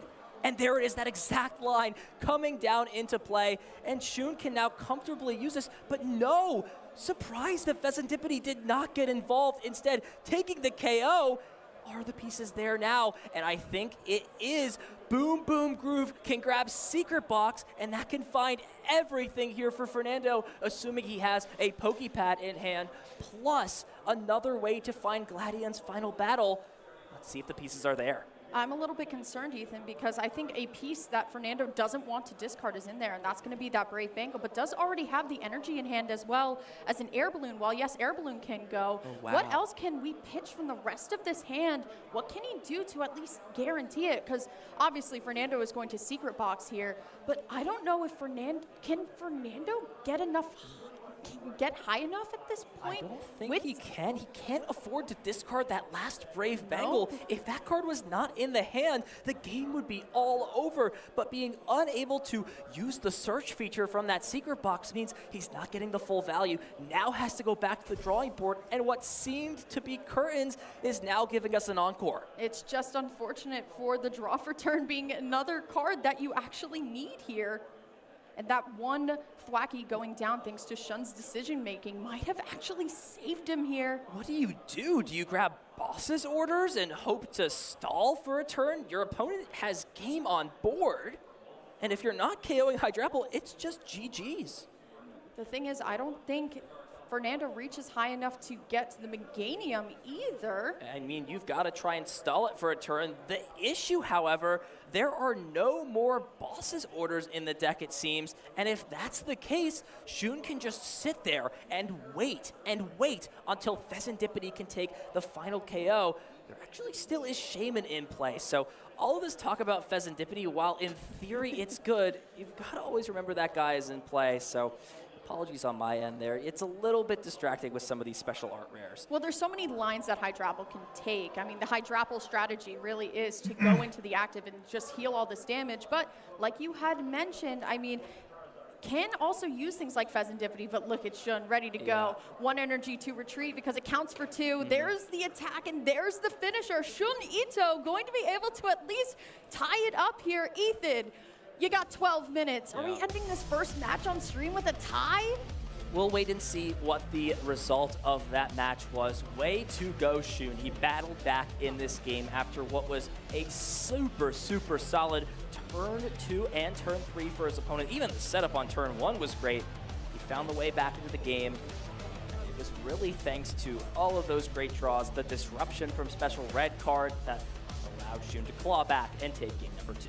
Yeah, the special red card in game 1 really gave Fernando literally everything he needed. And game number 2, it took everything away. But that's the thing with Festival Lead. While yes, the Sea King is very scary, there's a battery in the back, and that is going to be that Thwacky using Boom Boom Groove.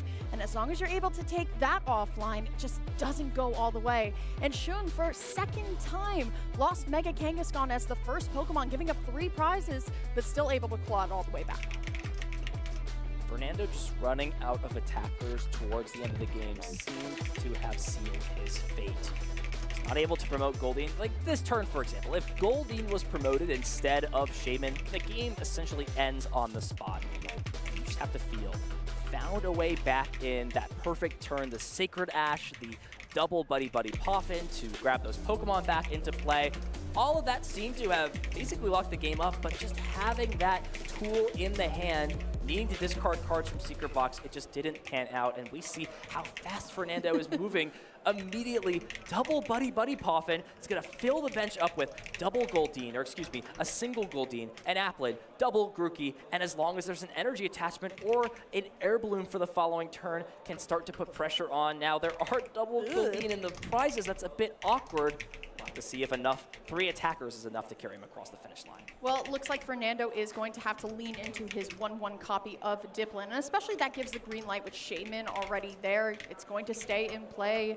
Fernando doesn't have a scoop-up Cyclone of his own to get it out of play, so it is just going to be that bench sitter here. See how Shun is going to attack this turn. Does at least have a Teal Mask Ogerpon. I do believe a Bug Catching Set and a Lily's Determination to refresh the hand as well. But you see this opening from Fernando. Shun got to put the gas going now. Wonder if we'll see Mega Kangaskhan not come down in this spot. Something like Celebi's Traverse Time attack on turn number 1 could be super solid at making sure there's just a 1 prize Pokemon promoted. Then you can promote that Teal Mask Ogerpon to have it take a hit and then just eventually pivot out of the active spot. So Chikorita to come down. There's an energy attachment as well. Uh-oh. And with the Dawn, that line is guaranteed. Here's the big problem, Ethan. Oh. There's 2 Applin in the prizes. There are 2 Applin in the deck. That is not good, No. Emily. That means No. no attacker online outside of the Teal Mask Ogerpon.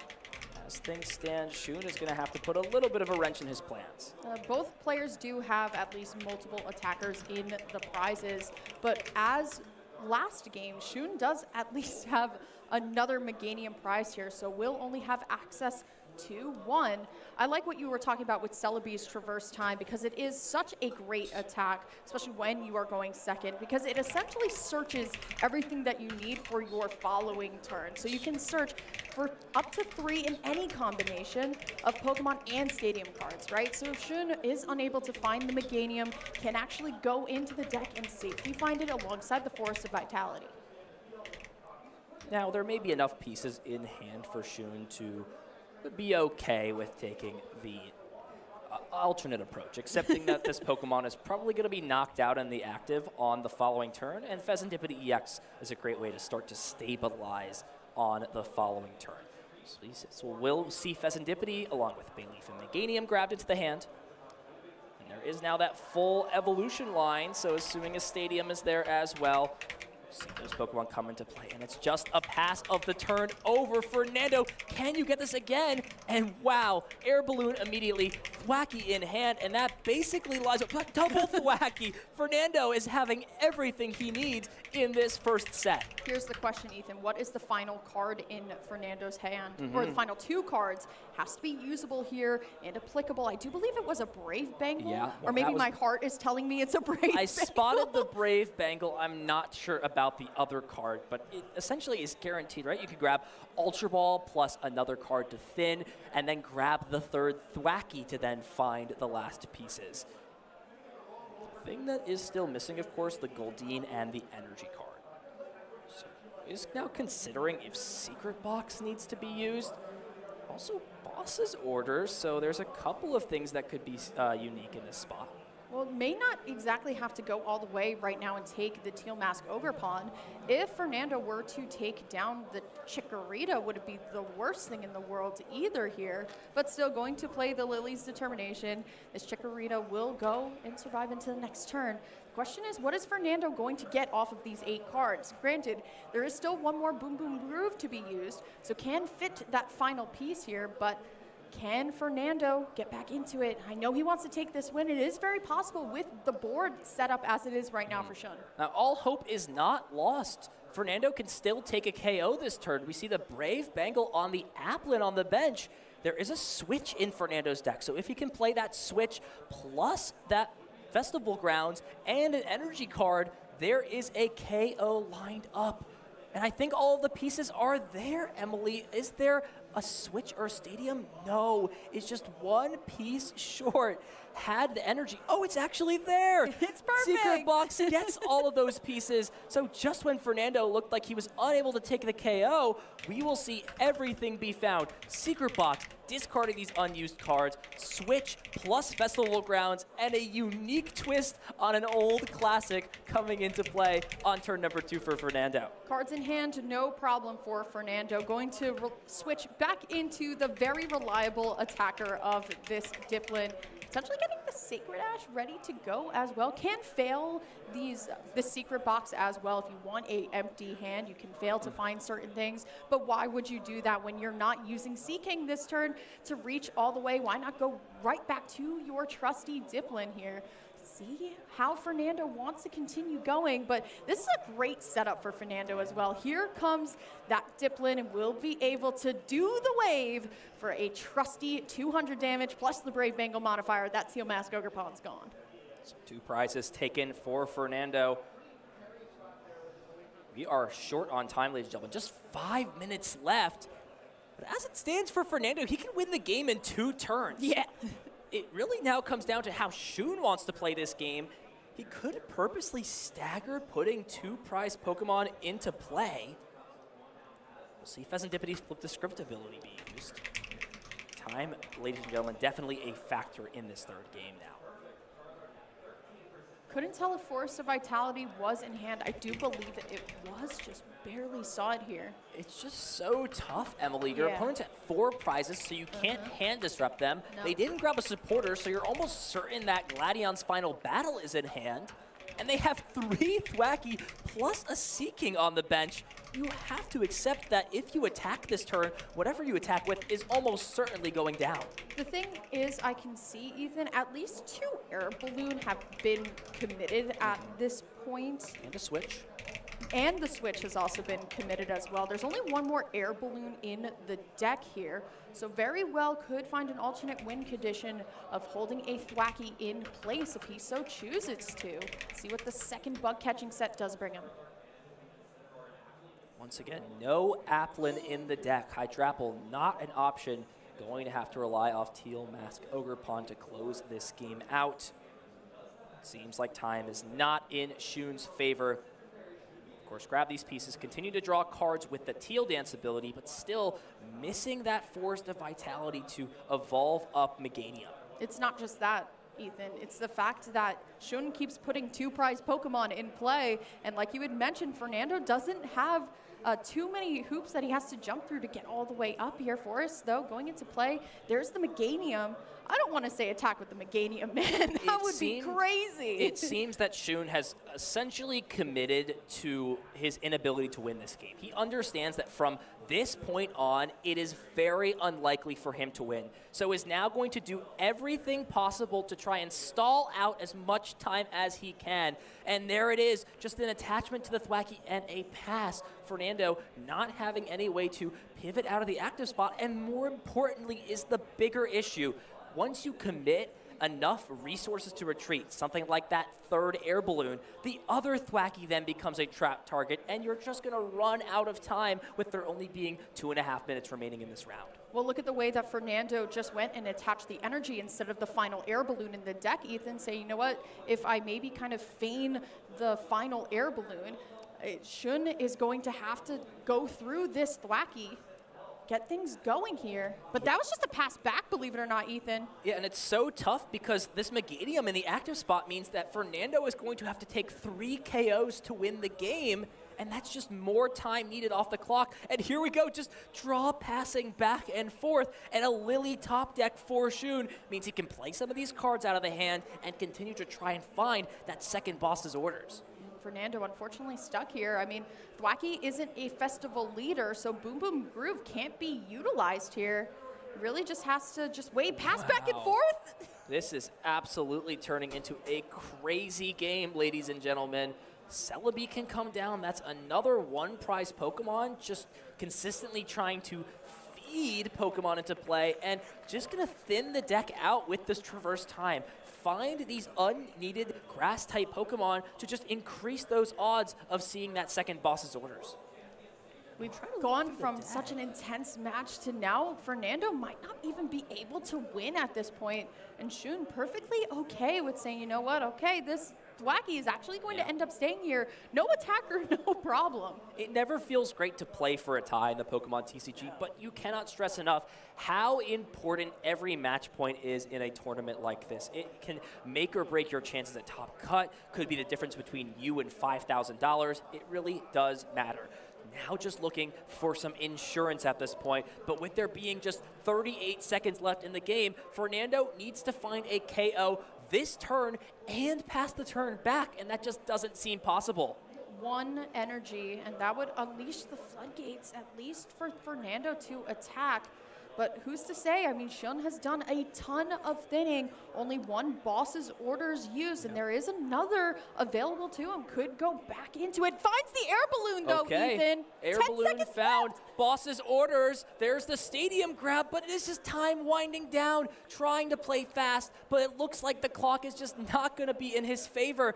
KO onto the Teal Mask Ogerpon, and with time being called before a KO was taken, this could be a difference maker. However, Emily, with Boss's orders being played, that does shift the narrative a bit. Let's break it down, though. Fernando will be turn 0. Shun turn 1. Fernando turn 2. And unfortunately here for Fernando, only plays the one copy of Boss's orders. So Shun can leave this Meganium in the active spot, and there is just no way for Fernando to close out this game. It seems like the writing is on the wall. And Shun can absolutely go on ahead and use Boss's orders again for the Thwacky without a balloon. And that monkey is going to stay in the active. Can't use Boom Boom Groove because it's not a festival leader, and this is what Fernando has to use. And to add insult to injury, Ethan, the special red card on top as well. Playing the Mega Kangaskhan down for emotional support at the end of the game. Gotta have your whole squad with you. Fernando understands there's no way to close this game out. A hard-fought battle between both competitors, but at the end of the day, it will be a draw. Can only ask for a draw at that point, right? I mean, Fernando, unfortunately, finding the air balloon instead of a second energy to retreat. So what had no energy or no air balloons left, excuse me, to keep it going.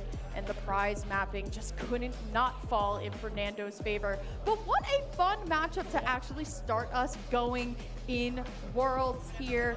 It's festival lead without the Diplins. There's apples on both sides. There were no apples in that final game. The Hydrapple strategy was completely gone. And I mean, Seaking was the main attacker. I mean, Ethan, we're going for a trip here this Worlds. Ladies and gentlemen, it will not be Dragapult mirror matches every round, okay? We promise. But from here on out, you know, there may be a little bit of Dragapult sprinkled in. Let's take a look back on that set because, wow, what a set it was. It seemed that Fernando was dominating the entire game. This game 1, turn 2 KO on Mega Kangaskhan, and just continued to follow things up with aggression. Had attackers at the ready, only one Thwacky, but it was enough, despite the disruption, to get through this game. Only Thwacky was KO'd, responded well, and Fernando was able to close out game number 1. Well, when Rapid Draw gives you every single card you need multiple times, Ethan, I mean, you don't really miss too much. The amount of times that Fernando had double Thwacky in hand, didn't even need to search for Pokepad to find it. Yeah. Very, very impressive. But Fernando putting a new spin on this deck, and you had mentioned this a little bit earlier, part of what makes Goldeen and Seaking very reliable is that Goldeen is actually the one with the Festival lead ability. So you don't have to evolve up into Diplin to start using Boom Boom Groove. Instead, it's already kind of given to you.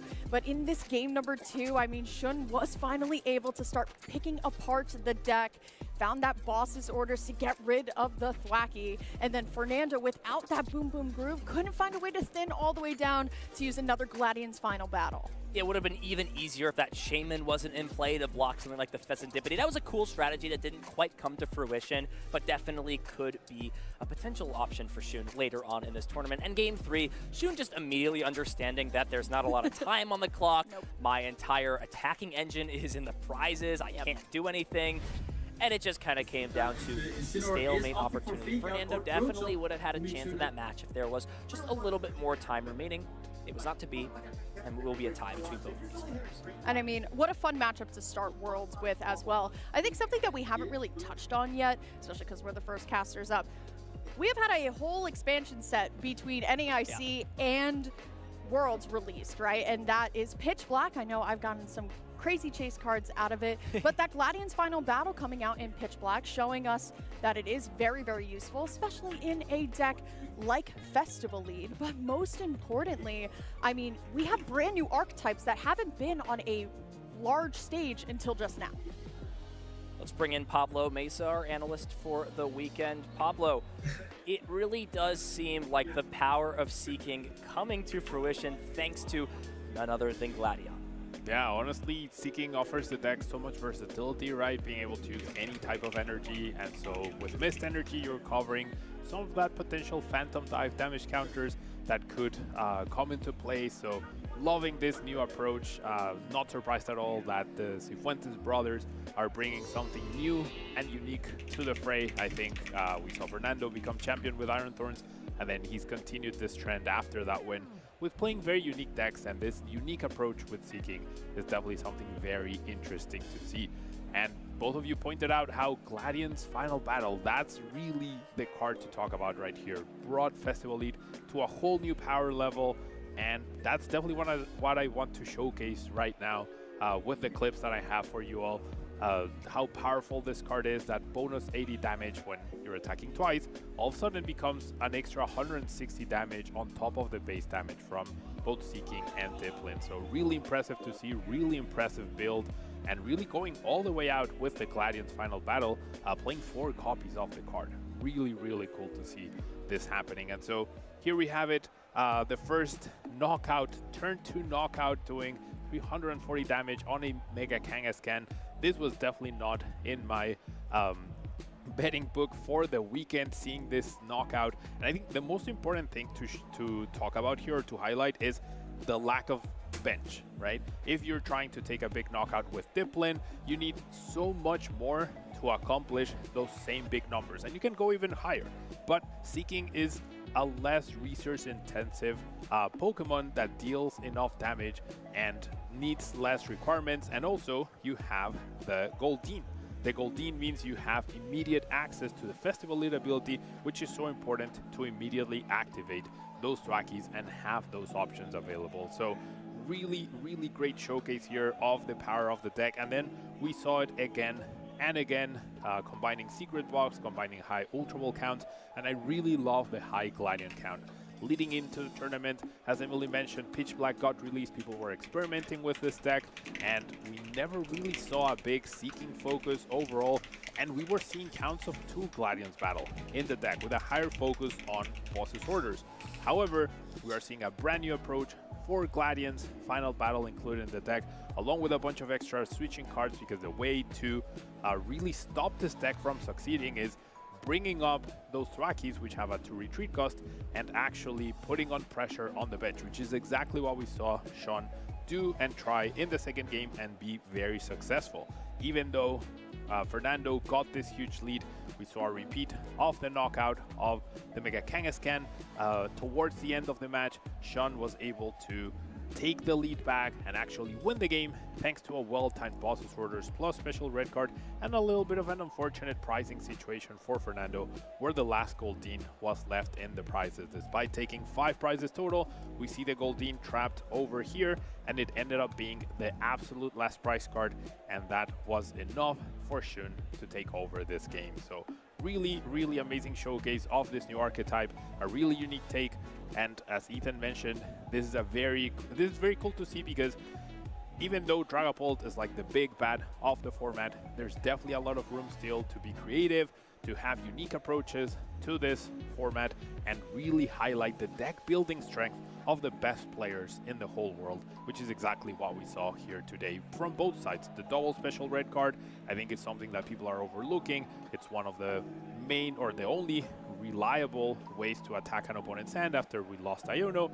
And over on the other side, a full switch into the Seeking, not only as a different attacker, but also as hand recovery and gathering extra resources. I really love what we saw in this round 1. Yeah, it took me by surprise. I didn't even expect the second red card. I saw one in the prizes and said, oh, he can't even disrupt the hand. Yeah, he's prized. And then Emily's like, wait, no, there's another one right here. So totally innovative and a great card for sure. Thank you as always, Pablo, for coming in and breaking down that first round for us, the first round of many throughout this weekend.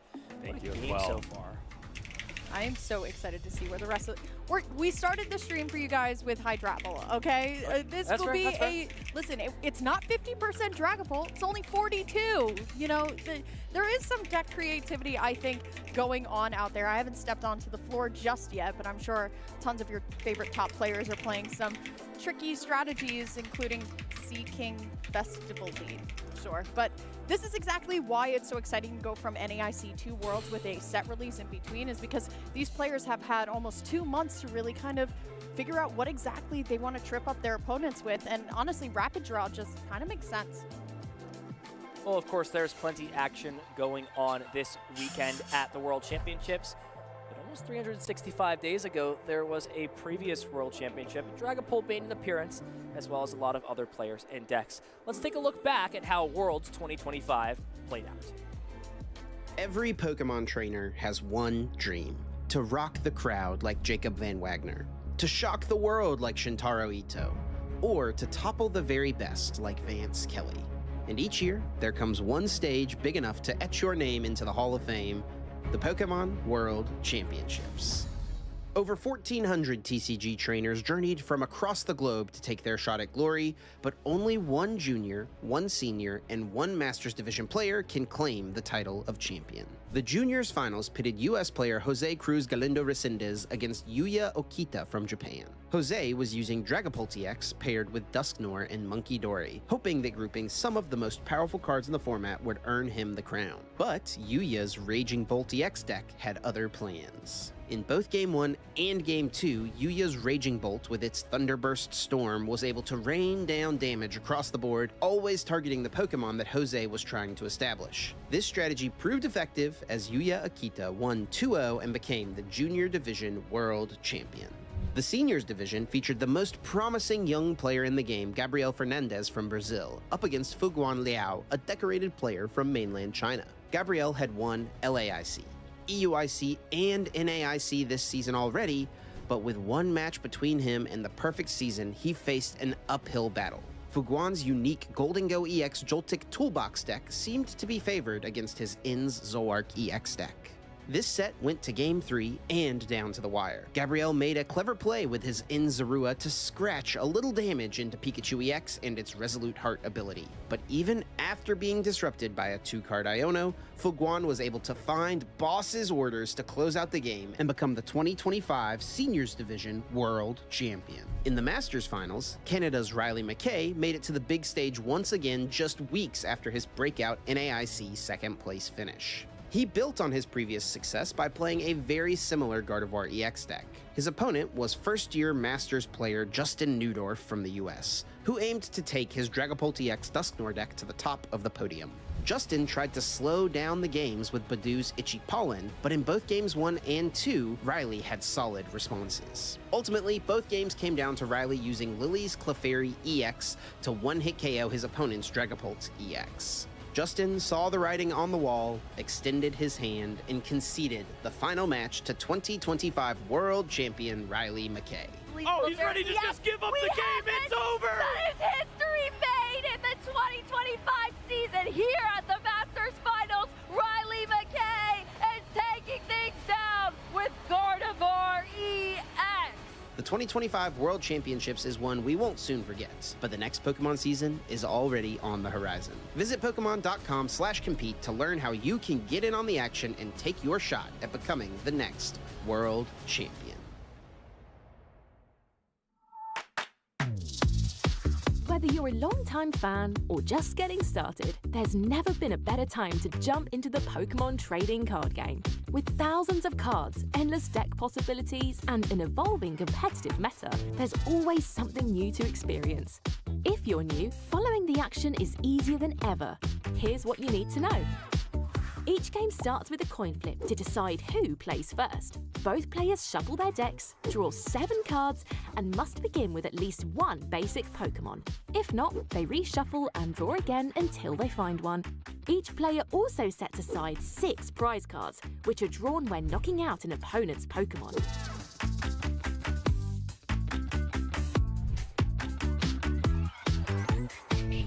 The active spot is where battles happen. A Pokemon stays there until it retreats, gets switched out, or is knocked out. Damage is tracked using dice, usually in multiples of 10.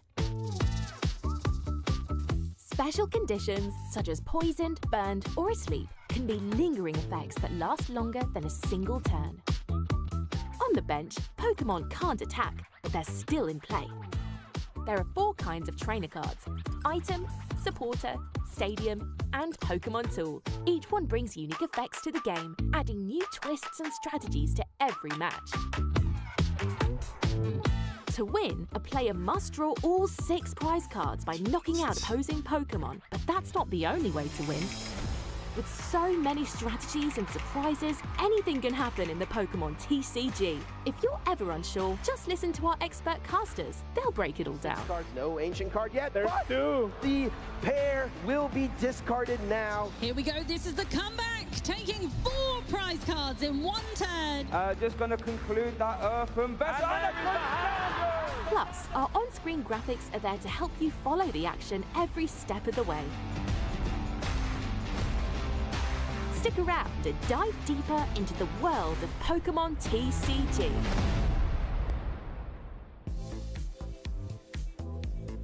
Beautiful scenery, beautiful action happening at the Moscone Center in San Francisco. Pokemon XP and Pokemon World Championships well underway. For the TCG side of things, we welcome you back to the stream. See the big, beautiful hall and big, beautiful matches happening on the floor. Oh, Ethan, that's not just it over there. That's not just Worlds, okay? That's where our competitors are, but there are thousands of people all around this convention center. Not only do we have, of course, the Worlds Hall, which we are at. I mean, if you go a little bit to the left, you have everything else. You have a museum of the Pokemon TCG and Worlds past. You have giant life-size Lego replicas of Charizard, Blastoise, and Venusaur. There was a Pokemon TCG Pocket exhibit as well. I couldn't even find the time to get everything done. Yeah, I've basically accepted at this point that I'm going to try as much as I can on the rounds I'm not commentating to go see some stuff and just kind of, you know, send the energy elsewhere to hope that everyone this weekend can enjoy and explore as much as they can. Speaking of exploring and enjoying, you can explore the Twitch drops that we have going on this weekend over on there. You can see a little bit of what is in store cosmetic-wise. Are you Team XP, Emily, or are you Team Worlds when it comes to the decor? That's hard to say. Now, one thing I would like to point out is that I actually bought that exact Pokemon XP shirt for a friend back home. I like it. I like it. I think the reversible bucket hat's really cute. I mean, the champions, the World's Pikachu is like the champions, right? I mean, it's so after Pokemon Champions, but the astronaut theme absolutely has my heart. There are tons of Pokemon featured this year. Like Curlia has a plushie, Charizard has a plushie. I just love the space theme this year. So I'm going to say Pokemon XP, but look at this wonderful graphic aesthetic on the board here on Pokemon TCG Live. Everyone's favorite place to practice when you can't get to your locals. You log on to PTCG Live. Might have to talk about the deck choice in this image a little bit. Listen, I'm not talking about it yet. Look, Oricorio is cool, but ladies and gentlemen, I hate to disappoint. There may not be, now no guarantees. I don't like big guarantees in the Pokemon TCG, but there will very unlikely be Mega Charizard EX X or Mega Charizard Y making an appearance on the stream this weekend. I'm sorry to all the Charizard lovers out there. You may have your time in the spotlight soon. Who knows? Who knows what will be released in the Mega Evolution block? But for right now, I don't know if it's going to cut it. I mean, last year, actually, one of the reveals was the Mega Attack Rare Charizard X.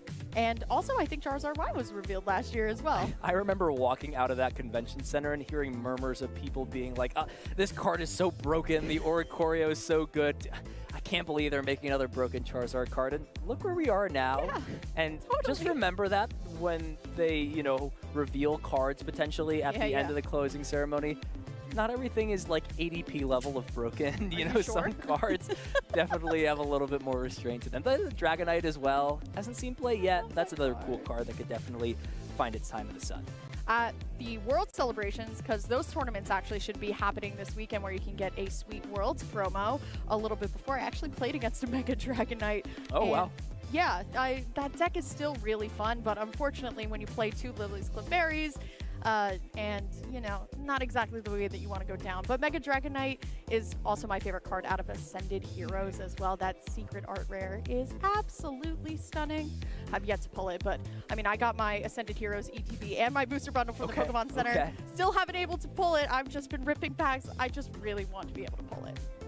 There is no better feeling when it comes to the card game of opening up your favorite card from a booster pack. Well, you know, you can't always build a deck with all the cards you open out of packs, but you could throw in some special art rares or some illustration rares in your packs. Definitely a good time right now to be a Pokemon card fan. Let's take a look at some of the matches happening out on the floor for this second Swiss round. So much talent. Truan Tran, a regional champion this year, up against Kato Arai, one of Japan's best. Giovanni Sasso, repeat that, another regional champion, up against Christian Sky. Rahul versus Brian De Vries, one of Europe's best, versus a top trainer from North America. So many talented matches. Another world champion on the left, Diego Casiraga. And it's going to come to that feature match that we have Liam Halliburton up against Christian Diorfria. Now, I can't recall off the top of my head where Liam ranked globally, but we know for sure that Liam is 100% the top trainer in North America for the season, and doing it with one deck and one deck only, and that was going to be Zorwark EX, piloted perfectly. And honestly, what's been really fun about Liam's journey is that he's really been able to kind of tech it out different ways for different formats. When you sit across from Liam Halliburton, 9 times out of 10, you're expecting Zorwark, but some of the other pieces that he's been able to kind of put into this deck to adjust to the meta has been very impressive. Ladies and gentlemen, you are now watching a master at work. This player is incredible. He plays this deck with such intricacy, always sequencing everything perfect, thinking turns and turns ahead. If you are interested in Zorwark, this is the player and this is the match to watch as we get ready to throw things down to our second Swiss round.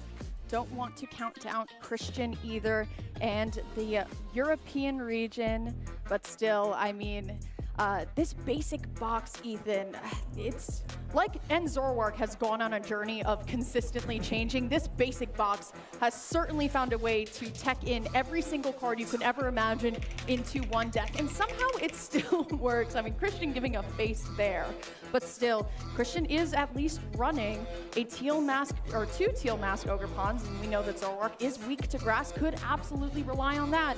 But a lot of the times when we see basic box or basic all basic Pokemon, it's really just going to be trying to attack with this Mega Kangaskhan as quickly as possible here. I mean, the prize cards don't look too bad. That Pissimian especially is a great single prize attacker, but in Liam's prizes, Ethan, a copy of Watchtower here, especially when Basic Box does rely on using Mega Kangaskhan's run errand at time to get the deck going. See how exactly Christian is going to be ready for stuff like that. Anticipation building for this second Swiss round. It seems that both players will be able to execute their strategies as efficiently as possible. A lot of weakness clashing in this matchup with Iron Leaves EX, the Teal Mask Ogre Pawn. Big factor, though, will come down to who strikes first in this matchup. Let's get into things. Swiss round number 2 here at Worlds. Look at this, Emily.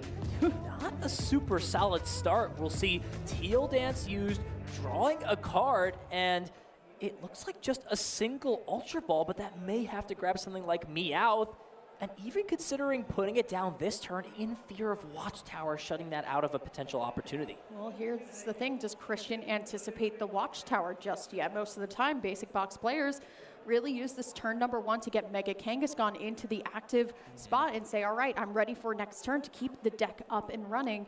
But now that our players are in game, let's talk about Liam's choice of stadium. Most of the time, it's just one Watchtower. Believe it or not, Liam, for this tournament, is playing 4 Team Rocket's Watchtower. That is max Watchtower. Ethan, walk me through why. Is Mega Kangaskhan just that good?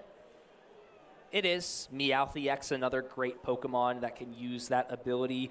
There's also cards like Patrat that can be really annoying with that Watchful Eye ability to shut off Monkey Dory from moving damage. So there's a couple things that, Watchtower takes care of in the format. It will be that Mega Kangaskhan grabbed from Ultra Ball.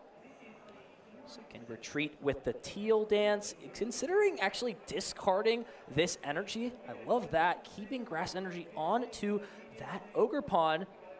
And not too many good cards found in this spot. I think there was a Latias EX found, Ethan, and that's exactly what you want to see when you're playing these big basic boxes. The thing is, with Mega Kangaskhan, that retreat cost is actually pretty high, so you are usually relying on a Latias EX to be able to use Skyliner to move around these Pokemon here. The attachment for turn was already used, I believe. mas para Can't actually use the energy 에너지 switch 달고 in hand, 했잖아. but that attachment return has already been used. Yeah, did use that to retreat the Ogre Pawn from the active spot.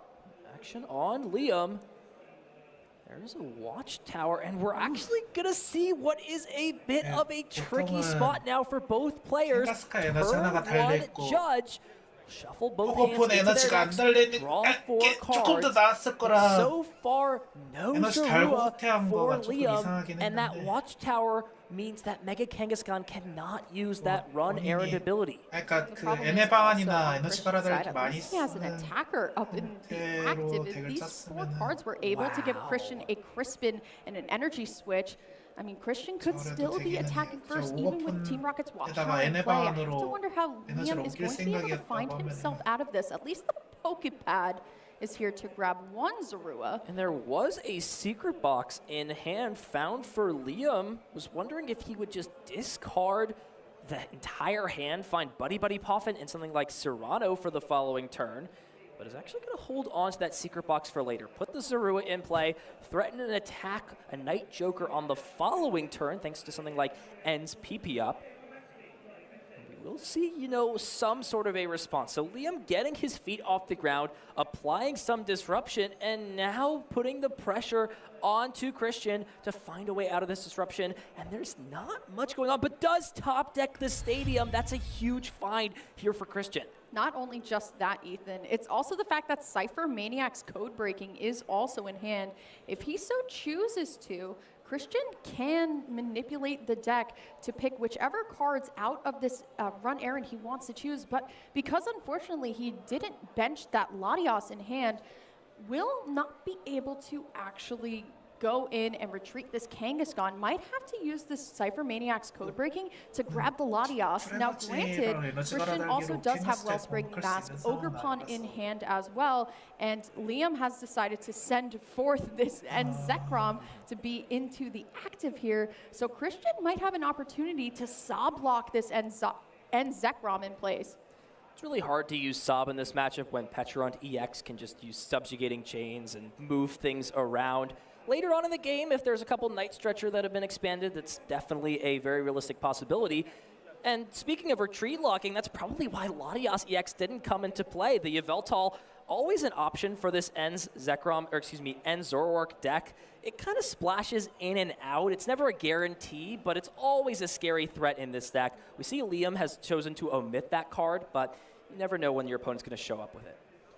Basic Box has really kind of found a way to play every single type of card within this format, and it's very interesting to see that Christian is playing only just a couple copies of the Prism energy. I know over in Japan there was a list of Basic Box with 4 Prism energy and the rest of the energies being grass energy, but with Christian's deck he's decided to go for the full rainbow of types of energy, but also still have this Prism energy just in case things like that one water energy were to be prized. So it is very smart here, but just letting this Mega Kangaskhan going to stay in the active.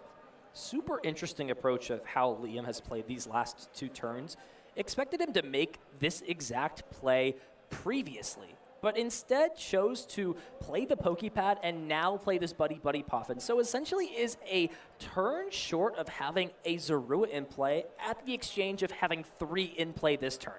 We'll see the stadium come down that gets rid of the Area 0, shuts off the run errand ability, and now it's on Liam to find some pieces from these 8 cards off Lily's Determination. We'll see 8 cards drawn. We can see trade abilities be used. There's also a Zoroark in the discard pile, which kind of acts as a double-edged sword because of recovery cards. I think speaking of recovery here, Ethan, one of the biggest things is about this list, we had mentioned it a little bit earlier, is that Liam has opted to play no Ends Castle and really rely on this Petront EX to move Pokemon around, like you had mentioned a little bit earlier. Here's a problem. There's 1 in the entire deck, so if that 1 goes down and something like this Zekrom stays in the active here, see how exactly Liam's going to be able to maneuver. But for now, at least, I did see a copy of N's PP up, and that Night Stretcher, like you had mentioned, going to double check that he does have it. And still, Liam can absolutely go in and keep using this trade. So close to being able to swing for almost knockout, 290 damage with that Rampaging Thunder plus Binding Mochi. Instead, just going to pass the turn. I like this from Liam. Holding onto that ends PP up. You never know when your opponent just draws into a crazy combination of cards, something like Latias Boss. There is nothing, just a pass of the turn back for Christian. Watchtower putting in so much work. And this is exactly why Liam is playing 4 copies of Team Rocket's Watchtower. When you can't maneuver the Mega Kangaskhan to keep drawing cards for you, you can't really find routes. And the only thing that would get Christian out of this hand would be that Meowth EX, but still Meowth is a colorless type Pokemon. No abilities for him at all here. So yes, like you said, Ethan, Liam has all the time he really wants to. Trade number 2 being used. And there is another Dark Energy double ends PP up in the hand. See number 1 be used to one of these Zoroark EX on the bench. Interestingly enough, saving the Binding Mochi for later on. Let's see what ways he can get a little bit creative. And wow, look at this combination of cards. Boss's orders plus powering up that ends Zoroark EX, and this is what I mentioned earlier, Emily. Whoever strikes first to take the first 2 prizes in this matchup gets a huge tempo advantage. And the thing is about Christian, from what I can see on his list, he's playing 3 Area 0 under depths here. Would have to just reliably draw into the answer here, but is going to at least go up early. And yes, I mean, the type advantage goes into Christian's way. What a draw, though. Actually opting to play the Prime Catcher here. There's Iron Leaves as well, but still no Stadium. And while, yes, there is at least a Prism Energy on board here, could absolutely get Christian into the Iron Leaves for the knockout here, I believe. Now, with the another question with Iron Leaves EX is, does it move any energy cards? And it does. It moves any energy, not just basic energy. So can move the Prism Energy, attach for turn, and Rapid Veneer, allowing Prism Edge to be used in just a single turn. Striking back to take 2 prize cards. The question, though, Emily, is it too little? Is it too late? Might have to be, as well as Liam's still going to be finding ways to keep sifting through the deck. Can absolutely get this Reshiram set up as well if he so chooses to. And this is the thing, a lot of the times with Liam's list, there's tips and tricks and different things, but for what we like to call Dragapult, which is straight Dragapult, I consider this to be straight Zoroark, right? There's no Darumaka, Darmanitan. This is just using Reshiram and Zekrom to really move around the damage here. Liam accidentally putting Reshiram over the Zorua there, but Binding Mochi is now going to be able to come into play here and take the Iron Leaves out of play thanks to Rampaging Thunder. We had no Transformation Tome as well. We saw that super popular at NAIC as a way to naturally build this deck, and yet again, Liam has easily hit his checkmark. Zoroark EX number 2 powered up, Night Joker, Rampaging Thunder KO, and now needing a knockout on this next turn, really relying off Flip the Script, but the Kangaskhan was not promoted in the active spot, needs to find some help. There is Crispin plus an energy card. Now, if there is a Grass Energy in the deck, can use that Teal Dance plus already putting in energy directly on, but there's no additional way to find that second Grass Energy. That is the big concern here from this Crispin. Especially because what Christian really wants to do is get this Iron Leaves back and use Rapid Veneer again, but from what I can see on the list, only 2 Night Stretchers, and you can't Crispin and you can't Cypher Maniac within the same turn. They are both supporters here. So the question is, how does Christian maneuver around here? And we talked about a little bit earlier how Wellspring Mask Ogerpon is in play for the Sob, but then Pecharon is active and can actually go and just move things around here. Christian really in a tough spot. I don't know if he's going to be able to cinch it here. Needs to find some way to bump the Stadium and does have Area 0. Now reliant off of Energy Switch, Christian may have found the potential way back into this game, powering up Pissimian and playing Prime Catcher onto Pheasantipity EX, but there is the boss's orders immediately flashed from Liam. That's always risky when your opponent can just play special red card and disrupt your hand, but it seems not to be the case. Liam Halliburton takes game 1 in dominating fashion. And this is why Liam is the best of North America with this End Zoroark deck. no more ways around it, Ethan. It is just going to be what it is, and that is just getting up 2 prizes, and the rest will come when they see fit. See how Liam is going to be able to cinch through again. But I'm still worried about this 1 copy of Petrarch. I mean, the 4 Watchtower has definitely gotten the stride that it absolutely did, because Christian was stuck for at least 2 turns of really not doing much here. I'm wondering if Liam is going to be able to at least keep it going. Let's take a look back on that game, see how things played out. It seemed to be all in Liam's corner. Just Zoroark EX after Zoroark EX, stringing knockouts and KOs back to back was just too much for Christian to handle. Was able to power up that Rapid Veneer using that Prism Edge, but it just was not to be. That was all the writing on the wall. Christian really tried to fight back, took those 2 prizes on the previous 2 turns, and Boss's Orders was just all that was needed to close out the game.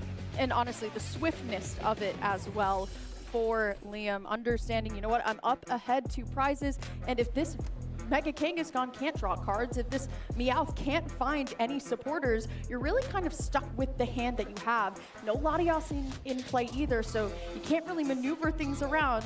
I really want to see if Christian's at least is going to be able to bump this Watchtower with either his own Area 0 or with that Chien Pao. We are getting into our second match for the Pokemon TCG round number 2, game number 2. It's that Petron EX start right away, as well as the baby Petron, the non-EX, opting to go second, trying to potentially steamroll on turn 1. What is the theory behind that? Could be if you got the right combinations of cards of a Crispin and an Energy Switch and a Mega Kangaskhan ready to go. You're really kind of putting your 4th most highest hit point Pokemon and saying, go and do the damage for you. But if Liam's going first, I'm sure he's pretty happy with the hand, but he's in for a rude awakening because there's only 2 Zorruas available to him right now. See how exactly he's going to maneuver. Yeah, and they're in the worst possible spot at the tippy top of the prize cards. They will be the last 2 cards to take, and with how you want to approach this matchup, going 2-2-2, if there's no Night Stretcher played at an opportune time, you cannot chain the end Zoroark attacks back to back. May need to get creative with something like Pecharunt EX to try and take that final KO. We'll see Crispin right away, so can at least deal some damage to this active Pecharunt EX, but that trapping effect from the Poison Chain just not doing much when that Pecharunt EX can just pivot a Pokemon in and out. And the question is, does Liam have access to an end Zoroark and an attacker? And with at least Determination in hand already ready to go here, does at least draw the Mega Kangaskhan. So it might be time for Christian to pivot back in and use those energy switches again. Start to threaten Mega Kangaskhan. Double Psychic draw. That's not exactly what you want to see here. And look at this hand, Emily. Just energy switch, energies. It seems like it's just energy spelt up in big, bright red letters all over this hand. No supporter card, no stadium card. Preemptively plays the energy switch in fear of something like Badoo coming down into play. We'll see what Liam can put together. Has Zoroark, the Air Balloon, and Lily's Determination to take something out of play. Also had a Black Belt's training in hand as well. So if there was a combination of a Mochi and another energy, Liam very well could have hit all the way up to hit Mega Kangaskhan here, but Liam is much smarter than that, not going for the most aggressive line here, understands that he doesn't have access to every Pokemon he so desires to. Does at least have an attacker to copy here. Is there an energy to go with it? The final draw, Ethan, will be able to use the Ultra Ball to discard that Dark Energy, then use N's PP up to accelerate it back to Zoroark here. But still, Ethan, I'm not liking the setup. There's no backup attacker here. Does have Ultra Ball to find Zorua number 2, and we haven't seen an energy attachment this turn, so notably can save those N's PP up for later on. The big question is not this turn, Emily, but the following turn. Can Liam power up another N Zorua? Can he get that evolved?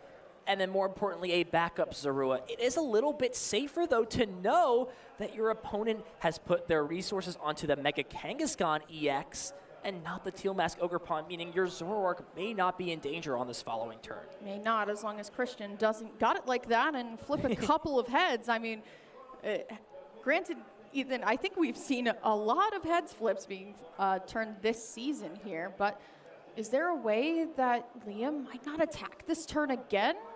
No. It's an interesting approach. Now, I like getting a bit fancy. We're going to see Scratch used to deal 20 damage to the Mega Kangaskhan, putting it in range of a KO later on from either the Binding Mochi or, like you mentioned earlier, Emily, the Black Belt's training. So every damage counter mattering in this matchup in the Pokemon TCG. Watchtower back in play as but well. This Watchtower is just putting in so much work. There's nothing that can be done outside of a boss's orders on Pecharunt, but you're just lining yourself up to get KO'd from either this Zorua on the bench or the Zoroark if there's a Black Belt's training in play. Has to watch though, Liam. And it's in the hand already. This can almost guarantee, as long as Liam finds an energy card, there are none in the discard, or there is one in the discard pile, so can play ends PP up and already has it guaranteed in the hand, Emily. Look at these three cards: Pheasantipity EX, ends PP up, and Black Belt. Sometimes being good at the Pokemon TCG is important, but sometimes just having the cards you need in hand is even more important. And that Pecharunt going down doesn't even seem to matter when you can just maneuver your Zoroark thanks to the air balloon as well. So this 2 damage thanks to Scratch actually going a full mileage ahead. Still, Pheasantipity, a couple of more cards as well here. Will be able to at least draw 3 cards and then trade away more. I'm wondering if he's gonna, I was about to say, pitch away the Cyrano. At this point, you're not grabbing those 3 Zoroark out, but like you had said, Ethan, needs the energy card and will actually find it here and still has some ends PP up as well to keep powering things up. The Ultra Ball as well for the active Zoroark.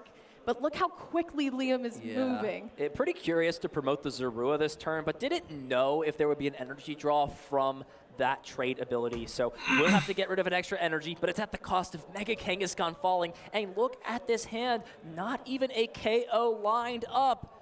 We'll have to potentially use something like this Cyrano to grab Pheasantipity and then flip the script. If it doesn't find a grass energy, there may not be a way to deal with End Zoroark EX on this turn. It's not even just that, Ethan. I mean, most of the time players will grab their Latias EX off of the Cyrano, and you know that Liam actually has the boss's orders in hand if that Latias were to come down as well. So another turn off for Christian, not taking any prize cards, is actually spelling a pretty big disaster here.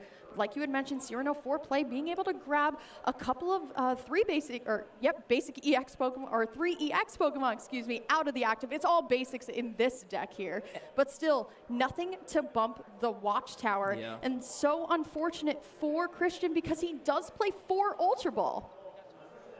Cyrano can find some cards, but notably, Emily, that Pheasantipity EX is in the prize card, so cannot even use that flip the script ability, meaning what options does Christian even have available for him? I mean, there's no energy acceleration because there's only 1 Teal Mask Ogrebon in play, and there's no grass energy in hand, so wouldn't even be able to use Prism Edge to get back into the active. A little bit stuck here. Do you just promote the Pecharunt if there's an energy attachment and start stacking poison damage? Yeah, but it doesn't do anything No. since your opponent is going to have to take 2 KOs to win the game anyways, and it's just a free prize on a silver platter, it seems. Can even use something like the benched Zoroark to take a KO, not have to worry about needing to pivot back in on the following turn. It seems like a better option than nothing. You really don't want any of these Pokemon to be KO'd. The Latiasa, easy Pokemon to maneuver yours around with Skyliner.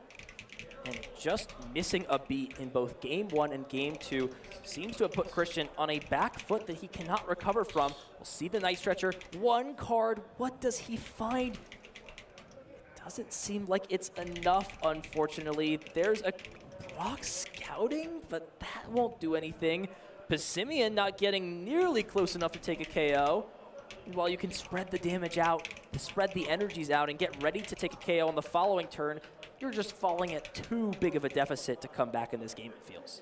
One thing that Christian is playing that I think is kind of for lack of a better word, funky, is the Stun Fist. And it's getting in there right now. Yeah, it is going to do 30 damage, and during the next turn, this Pokemon cannot retreat, so Zoroark EX is going to stay in the active, but during the next turn, it actually takes 100 more damage. Now, granted, it's a little bit, like I said, funky, but it's at least promoting a single prize Pokemon up and doing some damage. Now, this doesn't mean that Liam shut out from an attack this turn. There's still Night Stretcher available, and we see immediately Lily's Determination played, waiting to use the trade abilities, and now we'll see 6 cards plus 2, so essentially 10 cards from the deck. Needs to find one of those 2 Night Stretcher, and if he does, it just feels like an insurmountable spot for Christian. And then only 2 prize cards left to be taken for Liam here. There it is, immediately finding the Night Stretcher, slamming it down, and you see on Christian's face, shaking his head back and forth, knows how big of a find that was. Yeah, and still thinning the deck as well, finding the Monkey Dory. Now, granted, I don't think it is going to be used, but both Zoroarks do at least have some damage onto them, so could very well use a Dark Energy to send that damage back here. But, of course, why not just use it for some trade fodder as well? A couple of cards here. There's the Ultra Ball. We'll just keep sifting it away. Another Boss's Orders as well to find that Latias and still Pokepad. I mean, Liam has done an amazing job thinning down the deck all the way that if something were to happen next turn, like a special red card from Christian, won't have to sift too much to find that secret box. And has the Tatsugiri on the bench as well. Thanks to Petrunt, can just throw that into the active spot, use all these trade abilities, plus flip the script, and just look at those top cards to try and find it. It seems like a difficult spot for Christian. Latias promoted into the active spot. Can he, at minimum, find a KO? But even if he does, there's an End Zoroark on the bench waiting for him to take a KO. Boss's Orders may not even be needed, Emily, to close this game out. I believe that is a pheasant. Oh, no, it is the Iron Leaves in hand.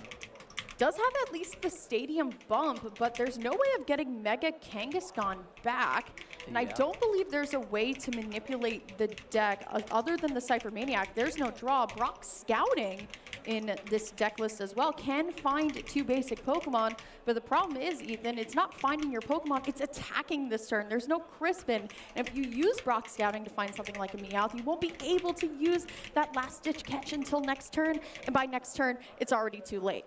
It's going to have to come down to a crazy run errand ability followed by some flipping of heads off of a rapid fire combo. We know Liam already has the Boss's Orders in hand. You have to feel like Christian also assumes Boss's Orders is in hand. Liam just drawing so many cards, have not played too many of those Boss's Orders so far. I'm just considering how to approach this turn. There's already an energy in hand and there's already an energy switch. So we'd have to see something along the lines of Grass Energy switch as the perfect 2 cards. Now you could grab 2 Grass Energy and then Teal Dance twice and then find one of those energy switch. If that's not found though, Liam has the cards to close this game out. It's so unfortunate that Christian had to use the Brock Scouting to find this Mega Kangaskhan, because that could have been possible if Mega Kangaskhan was already in play thanks to Cypher Maniac. But unfortunately for Christian, we'll have to just send up this, send this Mega Kangaskhan up and hope for that special red card like you had mentioned. Does also play this Moltres as well, but it's so difficult to say what exactly he should be grabbing. Now, granted, now that the Stadium of Watchtower is gone, this Meowth, if we were to go into next turn, will be used. But the question is, like you said, Ethan, can Christian find the perfect 2 cards? Then that's immediately not it. Could have thinned the deck out. The small decisions do matter, right? Play that Meowth EX down first. Grab a supporter card you don't want to find, and immediately Boss's Orders shown. Liam Halliburton, total domination in round 2, advancing to 2-0. And still, faced with that Teal Mask Ogerpon right in front of you and still saying, nah, I'd win. Feels pretty good if you're Liam Halliburton. The thing is, with this basic box, Ethan, it's just sometimes you have, when you play so many different one-ofs, you're granted to just have a hand that feels sticky. It feels stuck, right? Unfortunately for Christian, drew a lot of Psychic Energy. and Prism energy, but you can't teal dance any of that. And when you have Area 0 on your decks, you really want to fill it all the way with these teal mask ogre pawns, get multiple attackers ready to go, get all that energy onto the board, then being able to swing huge with Iron Leaves. But it's just not what the hand gave Christian, unfortunately. But let me tell you, Liam had a great day on Zoroark so far. Let's take a look back at that set and see what was essentially a Zoroark masterclass for free on the stream. Liam started out with what seemed to be a precarious situation. An early judge did find Secret Box. Plenty of ways to get Zorua in play. And these first 2 prize cards, thanks to Boss's orders, just set the pace in this matchup. Night Joker after Night Joker after Night Joker, copying, of course, that Rampaging Thunder, which is too much for Christian to handle in game number 1. Just Boss's orders flashed, GG's closed things out. Game 2 was just all of the same, but at even more of an extreme extent, it feels. Honestly, Pecharunt and a dream. Who needs End's Castle anymore when you have Pecharunt to move your Pokemon around for you? And it just feels like the 4 Watchtower just feels like a tech for the field, really, Ethan. I mean, it does shut off Mega Kangaskhan, but more importantly, it does shut off Meowth and that last-ditch catch. And it came down to Stunfisk and the Pouncing Trap to try and keep Zoroark there, but still, Pecharunt being found off of the Night Stretcher just allowed for Liam to do what he does best and copy those attacks for the win. This deck is super cool. The way this deck is built feels like it has taken every deck in the format into mind when it comes to why the card counts are built. I asked myself early on in the game, why is Liam playing so many Judge in his deck? Why does that card really matter? And I think it's for Alakazam, right? You have the Watchtower, so you shut the Dunsparce off. If you could use multiple turns of Watchtower plus Judge early on in the game, it seems like it could be a very tough spot for that deck to come back. And that's really what it takes to have a deep World Championship run. You have to take into account those 5% decks, because there is a good chance you need to only lose 1, maybe 2 matches throughout the entire weekend. And if that's the case, you may run into one of these decks at some point throughout the weekend. It's so interesting to see how people teched for the field. I'm really wondering how many people after this tournament are going to say that Shaman was a waste of the card, and then just kind of wishing more Watchtower to be played, right? I think Watchtower is definitely our best stadium in format. Is that a wild take when it shuts off so many things now? Before it was just, okay, we could shut off Runaway Draw and this Dunsparce is just going to stay there. But now it shuts off entire decks, and we just saw that happening right here and there. But like I said, Ethan, my heart breaks for these big basic decks because I love them so much. But the thing is, when your opponent is playing 4 copies of Watchtower, it's really just, okay, draw, maybe it's good, maybe it's good enough. I mean, Cypher Maniac doesn't even pull through all the way. It just feels like you need too many pieces. Well, Liam had the pieces in this round, advancing to 2-0, and I'd love to hear what he has to say at the year's biggest event. Welcome everybody, we are back on the main stage with Liam Halliburton, the winner of our feature match in round 2. Liam, the Zoroark master, bringing it to most major competitions this season. Were you absolutely certain it was the take for the World Championships without a doubt? Well, I had some doubts about it in the preparation phase leading up to the event, but over the last week, I think the meta has sort of shifted to be really favorable for Zoroark. And so, you know, over the last week or so, I've been really confident in my deck. That's so good to hear. Do you have any concerns about the grass-type decks? We've just seen you kind of overcome one of those big basic box decks. Are there any other decks with that weakness that have really put you on edge? Yeah, I mean, of course, something like Festival Lead is really bad for my deck, but, you know, grass by itself is not really enough. Zoroark's too strong. And so something like the Grass Ogre Pine can definitely be dealt with the Zekrom's Rampaging Thunder. But yeah, the single prize grass type decks like Festival Lead, those can definitely be scary, so I want to avoid those for sure. Well, fingers crossed for you to avoid all of those troublesome foes. When you were preparing Zoroark for this tournament specifically, we've seen that your deck has quite a different build to versions of this deck that you've run in the past. What influenced those decisions? I mean, I had a vision and I executed. I think and maxed out on all of the cards that were important to the vision, and we just see how far it takes us. And I've got to ask, Ethan theorizes that those judges in heavy counts are because of the rise of Alakazam. Is there any truth to that? Yeah, of course the judges and Watchtowers are really good in the Alakazam matchup, but I think they're just good in every matchup. This is my Worlds deck. I try to play only good cards, so good in every matchup, max value from everything. That's what I want to go for. That's absolutely how it should be, and we're going to forecast you, of course, some great luck in the rounds to come.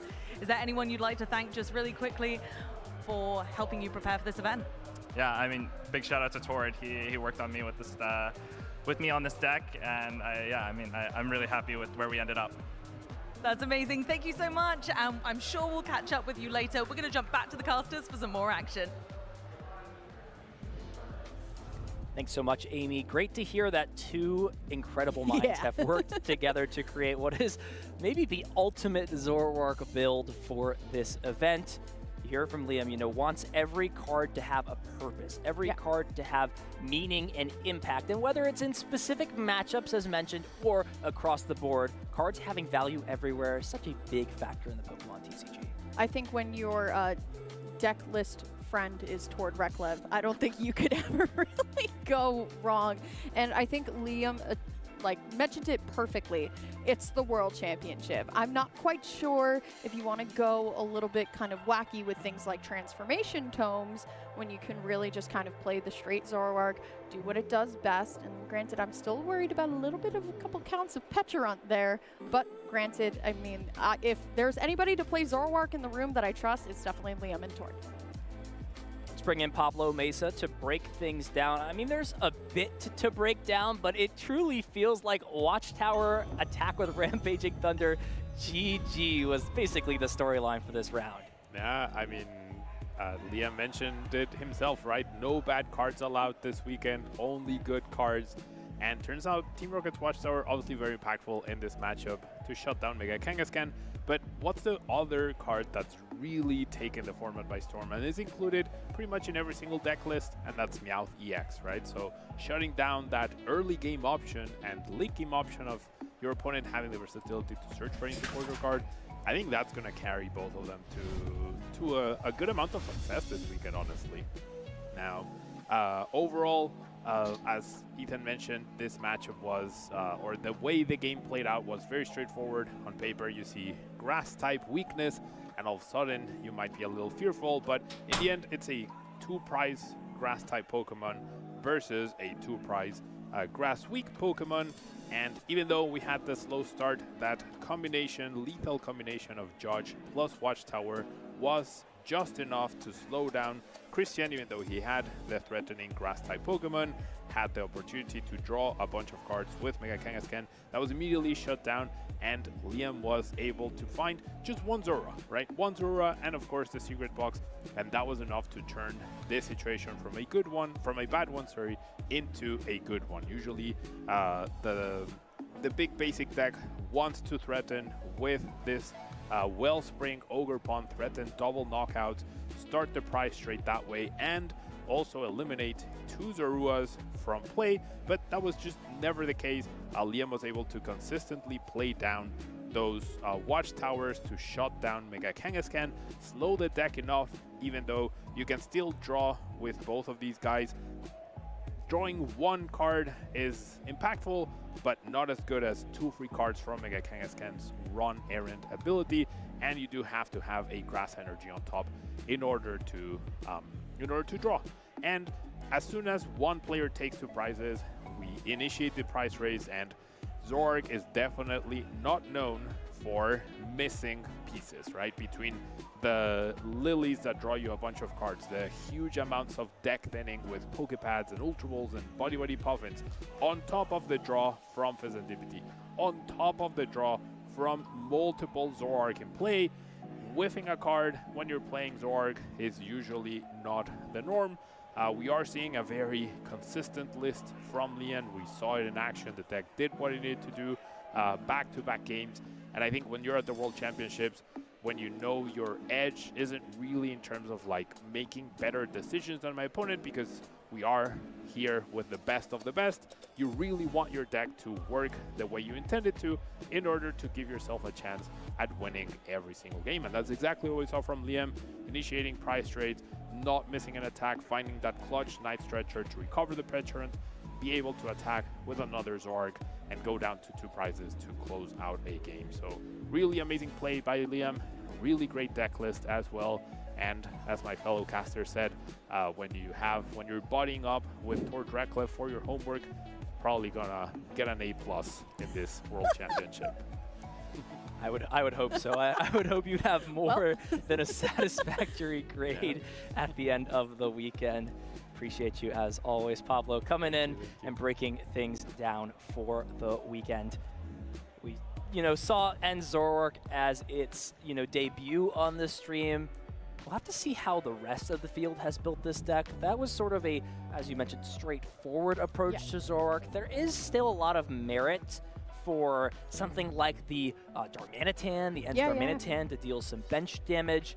What are some of the, pros to playing the Transformation Tome instead of playing a more streamlined build like Liam's? Well, the part of my favorite reason why we get to cast these big tournaments is because we bring some feature match stations up. So more matches can be streamed or they can be showed to a live crowd. So we actually do have another feature match that we are going to jump into. Now, granted, the game is in progress and I'm sure you all don't mind with some more Pokemon action, but Ethan, I have some bad news. It is going to be Dragapult. We gave you guys 3 rounds, no Pult.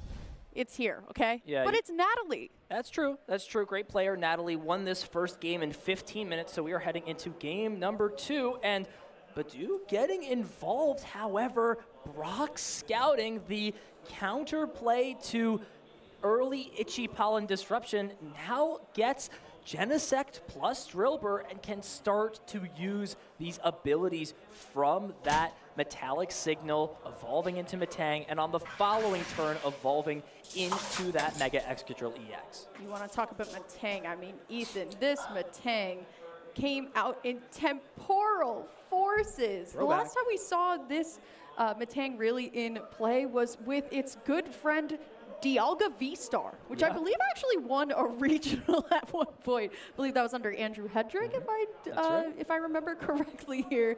But Metang is back here using that ability Metal Maker to keep the attachments continuously going. But Dalton in good hands here will be able to find a ton of metal energy. And if you don't remember what this card does, or you started playing the Pokemon trading card game more recently, you get to look at the top 4 cards of your deck. Any number of metal energy, you get to just attach them any which way you want to. They can go to fighting type Pokemon like that Drillbur. They can go any which way. And because of this Metal Maker, I mean, Dalton's going to get this first knockout on Badu. And immediately there's no attacking pressure from Natalie on the following turn. So this Metang can potentially evolve into Metagross on the following turn and start to deal some sizable damage as a 1-prize Pokemon. Now, albeit you would shut off that Metal Maker ability by evolving that Pokemon, it would be a decent trade-off rather than just letting this Pokemon be KO'd. So it's not just going to be Metagross. Of course, with the Drillbur there, this is going to be our first feature of Mega Excadrill. It's been the looming conversation ever since Pitch Black came out, and it's because Mega Excadrill is so big. I mean, it has 340 hit points, but that first attack is great undermined, especially for these early turns with Dragapult. You're able to not only do 90, which takes out Dracloak, and a lot of these basic Pokemon for Natalie and Dragapult, but you also mill some cards, Ethan, and Dragapult all about replenishing and using your resources quite well. As good as it gets to start the turn off, double Recon Directive evolves Dusclops into the active spot. Not sure we'll see Cursed Blast be used this turn. It would put Dalton down to 4 prize cards, but opting to use that ability, it turns out, just to guarantee another Itchy Pollen, as well as Boss's Orders. So bringing up this Drillbur to the active spot and taking a 20 damage turn. We're going to see Itchy Pollen take the KO. And that will actually be enough thanks to that Curse Blast. It's so weird to see this interaction, but Drillbur being weak to grass means it is KO'd. 20 damage from Itchy Pollen. Badu usually not used to the spotlight when it comes to taking prizes. It's certainly a little bit awkward, right, for Natalie to send forward Badu and then be able to actually get the prize cards here. But I can't think of a more awkward board state for Dalton here now. Like we had mentioned a little bit earlier, these medal makers are going to find the energy here. And now it's up to Dalton on, like you had mentioned a little bit before, either keep these Metangs in play and just use Beam for the knockout, or evolve up into that Metagross. Might have to wait just a little bit more, but still, I mean, Dalton not hitting on Metal Maker there, but still has a ton of metal energy in the hand as well. Still though, this is what this deck does really well. While yes, you are under item lock, as long as you have that really good ideal setup, you are still at least attacking every turn. See what evolution Pokemon are chosen to be grabbed. It looks like double Oh, Metagross into the hand. Who needs Mega Excadrill if you can just swing with this big bad Pokemon? We'll be able to take the KO onto Badu. Interestingly enough, Dalton could have chose to not place another energy, but look at that. Boss's orders onto Dracloak, removing both energy cards. It now makes a lot more sense to see that fourth and final energy placed onto this Metagross. You might as well, right? I mean, you don't have to discard the energy because you're not swinging all the way up with Metallic Hammer. Don't know what Metallic Hammer does, 150 base. And if you discard the energy, do 150 more, so 300 damage if you so choose to. And granted, it's a great early game attacker for things like Dracloaks with energy on it, but the problem is there's still no Excadrill in play. I don't think Dalton minds too much. I'm wondering if Natalie is going to find Crispin at least to potentially get back into it, but there's no Duskull. There's not too much setup here. Ultra Ball can find Meowth EX, which would allow Crispin or Rosa to be played. And if this Metagross goes down, there's not a great response option on board. It would require at least 2 energy found from Metal Maker. There's a decent portion that are already in play or in the discard pile. And whatever Pokemon you send up, it's just a risk. The Genesect is taking a 2-hit KO, the Metagross is taking a 2-hit KO, and you're shutting off that Metal Maker ability, but it's actually going to be Pheasantipity EX instead, so Natalie may not have access to that last-ditch catch ability from Meowth. And Dalton already had 3 prizes as well, so not exactly what you want to see here, especially when Natalie is the one that's playing Dragapult Dusknoir. Now, walk me through it, Ethan. I think a little bit earlier, before we'll get to that Crushing Hammer, the amount of times that players have said that Dragapult Dusknoir is actually not the play. It's the worst out of all 3 archetypes for Dragapult. So why this weekend, out of all weekends, does Natalie choose to go more so with the Dragapult Dusknoir rather than something like just straight Dragapult? I think it's just about using all the power cards, and we see that here. Plenty of energy acceleration, one of the best abilities in Curse Blast, and Crushing Hammer for disruption. All of that coming together for Natalie to have a powerful turn. Phantom Dive, KOing the only attacker in play, setting damage up on the board, and now Dalton is scratching his head at how he's going to not only get through this Dragapult, but advance the rest of his board. Well, the good news is for Dalton is that he did draw into Energy Recycler, so will find a way to get back into using Metal Maker at least to sift through a couple more cards. Also has the Buddy Buddy Poffin as well. Now, granted, Ethan, we did join this match in progress. I'm surprised that there hasn't been another Drillbur that is benched. It may be either one is prized or just hasn't seen it yet, but Petrol for the unfair stamp here. Natalie, well, yes, she finally has an attacker. And Pheasantipity is also in play. Not going to have too many cards to sift through, especially when one of your Dracloaks has evolved into a Dragapult. Will only have that one Dracloak to recon direct it. Yeah, we usually don't see unfair stamp in this deck. Typically, we've seen builds with the Precious Trolley to get a lot of Pokemon in play. We've seen the Hero's Cape to have a big buff, a Mega Excadrill EX that has way too much HP to count.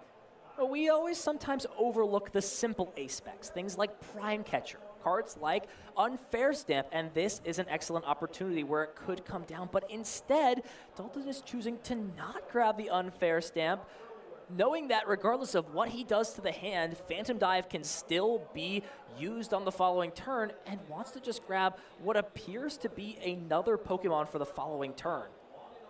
So we'll see what he's cooking. I mean, there's the Metallic Signal to find evolution Pokemon. However, if we're planning to deal damage to Dragapult EX this turn, we do have to be careful about Monkey Dory getting in the mix. It's not just Monkey Dory as well. It's also finding other ways to get your Dusknoir line up and running here, but a great use of Metallic Signal to get these evolution Pokemon out so you can use them as fodder. And granted, as well, Dalton now has the opportunity to energy recycle all of these metal energy back into play. There's the Mega Skarmory here. There's the big bird making an appearance. Mega Skarmory with that Sonic Ripper can deal 210 damage, or excuse me, 220 damage to any Pokemon. I keep thinking about Zeraora, my beloved, you know, bench attacking Pokemon. Super cool in the TCG, especially when Shaman doesn't protect your rule box Pokemon. There's really no way to stop Pheasantipity from being on the menu for Mega Skarmory. Absolutely none, especially when it is benched. Now you can send forward this Mega Skarmory, excuse me. Was the energy recycler played, Ethan? It was, but only one energy found from Metal Maker, and now things get a bit concerning. Mega Skarmory only has 260 HP, and it's a 3-prize Pokemon. So if you can place 6 damage counters on that this turn, you are lined up perfectly to close the game out with either Dragapult or that Moltres we saw earlier in Natalie's discard pile. I don't even think Dalton has enough energy here to do too much damage. It's a bit of a weird attack. Bounce back forces your opponent to switch a Pokemon into the active spot, but that Badoo is on the bench, allowing a free retreater to come up to pivot back into Dragapult. Natalie, I mean, this is exactly what she wants here. Okay, Crushing Hammer heads, gets rid of another resource for Dalton. Energy card removed from Mega Skarmory, and it's lining up perfectly for Natalie. 200 damage to this Metagross, the 6 damage counters on the Skarmory, and turns of time not anywhere in sight. 2 turns may be all it takes for Natalie to close this game out. Well, if Dalton is at least able to find a boss's orders next turn, I mean, the Dragapult is hurt enough for Metallic Hammer to take a knockout here. But like you had mentioned, Ethan, the prize race is very quickly going back into Natalie's favor at this point. I think we're just getting confirmation of something. Natalie has still not attacked this turn. We'll almost certainly see Metagross go down. It's got a lot of energy on it.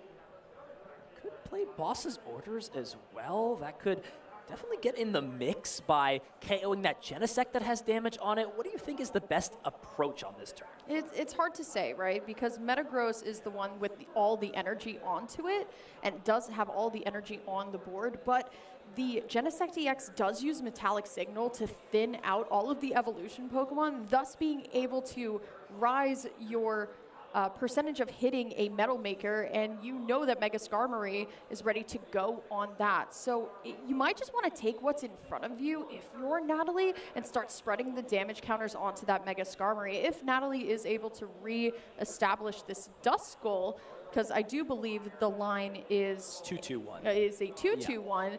Could at least threaten another knockout onto the Mega Skarmory while putting her now 3 prizes away, because still Mega Pokemon are giving us 3 prizes. I would just take what's in front of her potentially. Yeah, and you don't even need Dusclops or Dusknoir. You're just a Phantom Dive away from closing that Pokemon out. I mean, it's a great option to threaten. And yeah, we're just going to see Dusclops hit the discard pile. There is what appears to be Crispin. That is a white Crispin if I've ever seen one. Blinding. But Crispin, nevertheless, that will guarantee that Dragapult number 2 can be powered up. And it seems that boss's orders is all Natalie is going to need to win this second game. Start getting those damage counters thrown to the next side here and setting up a great checkmate for this game number 2. Dalton, looking at the list, not quite sure if I'm seeing a special red card, so there is no way to directly mess up Natalie's hand unless he were to draw into the Unfair Stamp that he showed a little bit earlier. Yeah, but this attacker's gone. Yeah, I guess Natalie doesn't have may not have information since game 1 was so short on what A-spec is being played. And Natalie is playing the jamming tower just in case Hero's Cape kind of gets involved. Instead, we're going to see damage placed onto other Pokemon, so not putting it onto the Mega Skarmory. So that does mean it's now a bit more complicated, but I guess this works too. It's you another can boss's still orders use boss's away. orders to win and take the game. So either way, it seems to be a decent option. See Metal Makers come into play. Ooh. There are those Metal Energies, so can now place 3 onto one of these Pokemon, and it may be Mega Skarmory seeing some action. It may be the best attack, especially with Vezendipity being in play. Especially that if Dalton was able to find his unfair stamp as well. So if there is an unfair stamp alongside the Sonic Ripper, taking the only draw engine off of the board. But still no, actually choosing to go in with the Genesect out of all things. Maybe a protect charge to minimize the damage from Dragapult. Yeah, this is why putting the counters on Skarmory may have just been slightly better in this spot. Now Genesect is not able to be KO'd. Is there a way to get involved with a different Pokemon? We'll see Flip the Script be used. I can't tell how many damage counters are on that Metang on the bench. It looks like just 20 damage. Crushing Hammer, flipping Tails, another Crushing Hammer, another Tails. And now all of a sudden for Natalie, it just seems like there's a couple damage counters short of being able to close this game out, as Skarmory is essentially threatening guaranteed game on the following turn. It's a little bit of a blunder, but Genesect, we have barely ever seen this Pokemon start attacking Ethan, but it is very much a great attacker in of itself with that protect charge. Does take less damage this turn. And it seems that Natalie has just run out of options in this second game. You attack into the Genesect, you're basically guaranteeing that whatever happens, you don't have many options. This Skarmory can attack any Pokemon, so regardless of where you put the Vezendipity, it feels like it's almost a lost cause. See boss's orders, grab to the hand. You could bring up something like the Metang on the bench, deal some damage to it with something like Jet Headbutt, get a little bit creative, but your opponent just needs 3 energy cards to win this game, or even a pivoting card plus an energy in hand. Yeah, well, I think she's going the route of how many energy do you have access to at this point, and just kind of keeping Metang there and saying, you know what, I'll find the Monkey Dory eventually later to send all these damage counters over to that Genesect or to the Skarmory, like you had mentioned here. Could it just be a Jet Headbutt? It is, Ethan. Yeah, Jet Headbutt setting up for game on the following turn. How many energy cards can Dalton find from the Metal Maker? The first one doesn't find any. Now needs to find 2 energy off Metal Maker, and there it is, 3 energy cards. That will mean Mega Skarmory can close the game out with a Sonic Ripper, and that game will go to just 1 apiece. Wow, and this is the power of Mega Excadrill that people have been talking about, that it does beat Dragapult reliably. It is not going to be the complete win for Dalton. It is just the game. We wanted to, you know, entertain y'all with a couple more games of Pokemon before we throw it to break here. But still, I mean, that is the power of Pitch Black. I still think people are sleeping on Mega Excadrill. That first attack is really good, but no Excadrill, no problem. You still got Mega Skarmory. You got Metagross in there bouncing back, right? That's the first attack, and we actually got to see it. So I'm interested to see how far Mega Excadrill could go. Dare I say a top 16? Whoa, let's be careful here with the words we're throwing out. Are you a Metagross believer? Are you an Excadrill believer? It's okay, we don't judge here. Yes, we do. Sure. I'll go sure. That's too Actually, corporate. believe it I or don't not, like that answer. believe it or not, I think one could get there. You know how James Kowalski just hit every single Dragapult in the room on the way up to his win at NEIC? Yeah, that's true. That is true. Let's just do it here with a 42.9 or something like that meta share of Dragapult? Who knows? Definitely could be possible. We've seen a lot of different decks and a lot of different players, including Liam Halliburton. He's had quite the season, so we can take a look at his Pokemon journey throughout this game. My name is Liam Halliburton. I'm from Washington, D.C. Welcome back in, Pokemon fans, here to Pittsburgh, Pennsylvania for our regional championships. The 2026 season has kicked off. Over 2,000 players have gathered, but only one can come away with the title. Your Pittsburgh regional champion, Liam Halliburton. Liam is the 2022 Seniors Division World Champion. He won the Orlando Regional Championships a couple of seasons ago. Liam Halliburton with the ENDS Zoroark EX. It's a deck that really turned heads. Yeah, it was kind of like the secret off-meta deck of the World Championship. Liam Halliburton on an undefeated run with ENDS Zoroark here. I mean, ultimately, I play the game for fun, right? This is not the kind of game you play for money, right? Playing the decks you enjoy, that's like the #1 thing. Play decks that you enjoy, right? Like even if all the numbers say this deck is like the best, but you just, you really hate playing with it, you don't have to force yourself to play that deck. You can play like the second or the third or the fourth best deck if like that's a deck you really, really vibe with. And I think doing that is really good for preventing burnout and winning in the long run. This is a very, very good matchup for Liam. His deck is extremely favored into the archetype that Aban has chosen to bring this weekend. When I first got into Masters, so this was coming off of like winning Seniors Worlds, I kind of assumed that everyone in Masters was like the pinnacle of Pokemon and like everybody was playing perfect. But the more that I compete in Masters, the more that I feel like at the upper level, it still is decided by your ability to play the game, that there's so many mistakes, even at the highest level in every single game. It looks like he may be missing a card. He may have set up for this game with only 59 cards in his deck. The person who wins is just like, basically the person who makes like the second to last mistake, right? That's what they always say, and I feel like it could not be more true in Pokemon. Liam, undefeated throughout 2 days, 2,600 players. What is going through your mind right now? Well, obviously, I mean, at this point, it's Worlds that matters the most, but this is the only event we got this weekend, so I would try to win. Shout out the Trashlands crew, Henry and Aban. Shout out my family. Shout out the Falcon. Shout out everyone we test with. This event qualified me for Worlds, and obviously it's nice to have like that weight off your shoulders in a sense, right? Even as much as you want to say like, you play every event to win, and like Worlds is just like a complete afterthought, right? And you focus fully on the event, right? It's impossible, I think, to, right, especially towards like the end of the season, put it completely out of your mind of like what you need for like your Worlds invite, right? So getting out of the way early is certainly plus EV for my events throughout the year.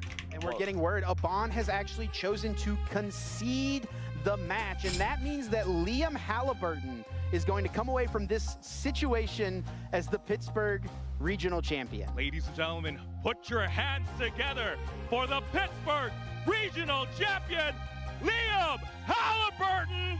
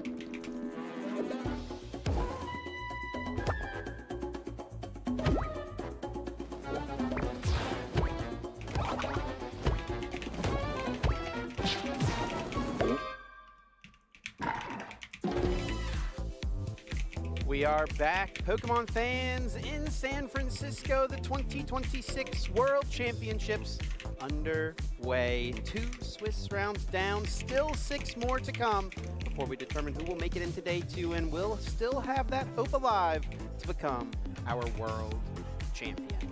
It's what it's all about. It's what these players have worked a whole season towards, but only one can stand atop the rest when it's all said and done. My name is Chip Ritchie, joined here in the booth for the next couple of Swiss rounds by Kyle Pukasukovic. What a weekend, what a time, Kyle. another Worlds, here we are. Yeah, we're celebrating 30 years of Pokemon and over 20 years now of the World Championships. It's exciting every single year, seems to get bigger and better every year as well, but it's all about one thing, like you said, Chip. These players want to go into the history books and become one of those prestigious world champions. And if you're wondering what the path may look like for you moving forward, if you watching along at home would like to try to earn your invite to next season's World Championships, we're going to look at the schedule for next season. Check out some of those events coming up. Maybe one near you. You could try to find your way to one of these regional championships. Of course, these are the events players are competing in order to earn those championship points to get the qualification for Worlds. Yeah, not much rest between this event. Of course, Worlds is the kind of the end of the season, which you work so hard to get towards, and we're focused here this weekend on what's going to happen at Worlds, but it won't be that long after that we head right to Baltimore in September for that first regional championship in North America, and then we're back in the full swing of things again, Chip. Another season getting kicked off. No rest here, right into Baltimore, just a few weeks away. Of course, those 3 international championships throughout the season. Nice little benchmarks through the year to follow these players' journeys. We'll be going to Chicago for the first time for the North American International Championships next June. I'm certainly excited for that. We've also got plenty of events happening across the globe. We'll take a look at those events happening now in Europe for this coming season. Of course, lots of excellent events, lots of beautiful locations to visit.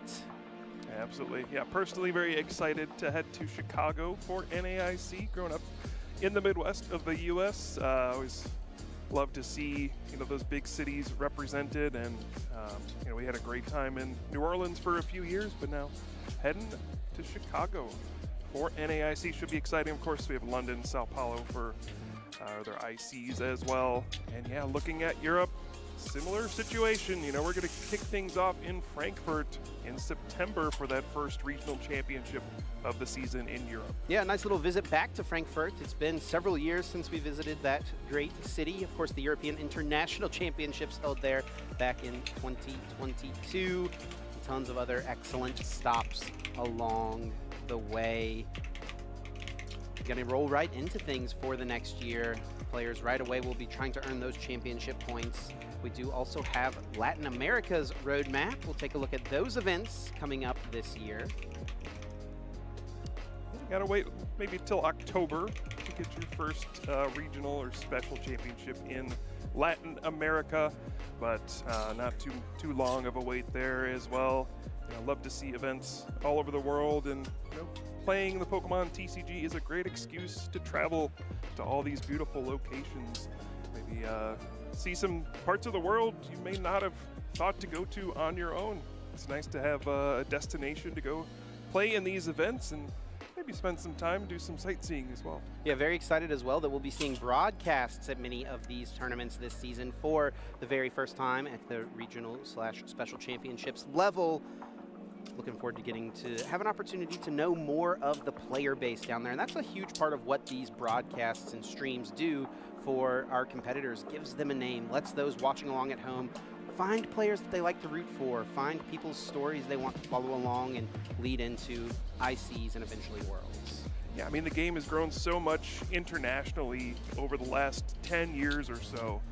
There was a long time where there would be players of the caliber of someone like a Tord Reklev who may not have gotten as much exposure because there weren't as many international events. Maybe Worlds was the only time of the year for someone like Tord to make his mark on an event that everyone would be aware of. But now with internationals and all these events going on all the time, we're getting to see more of these stories, and especially seeing more of these streams from these big tournaments. It's going to be huge.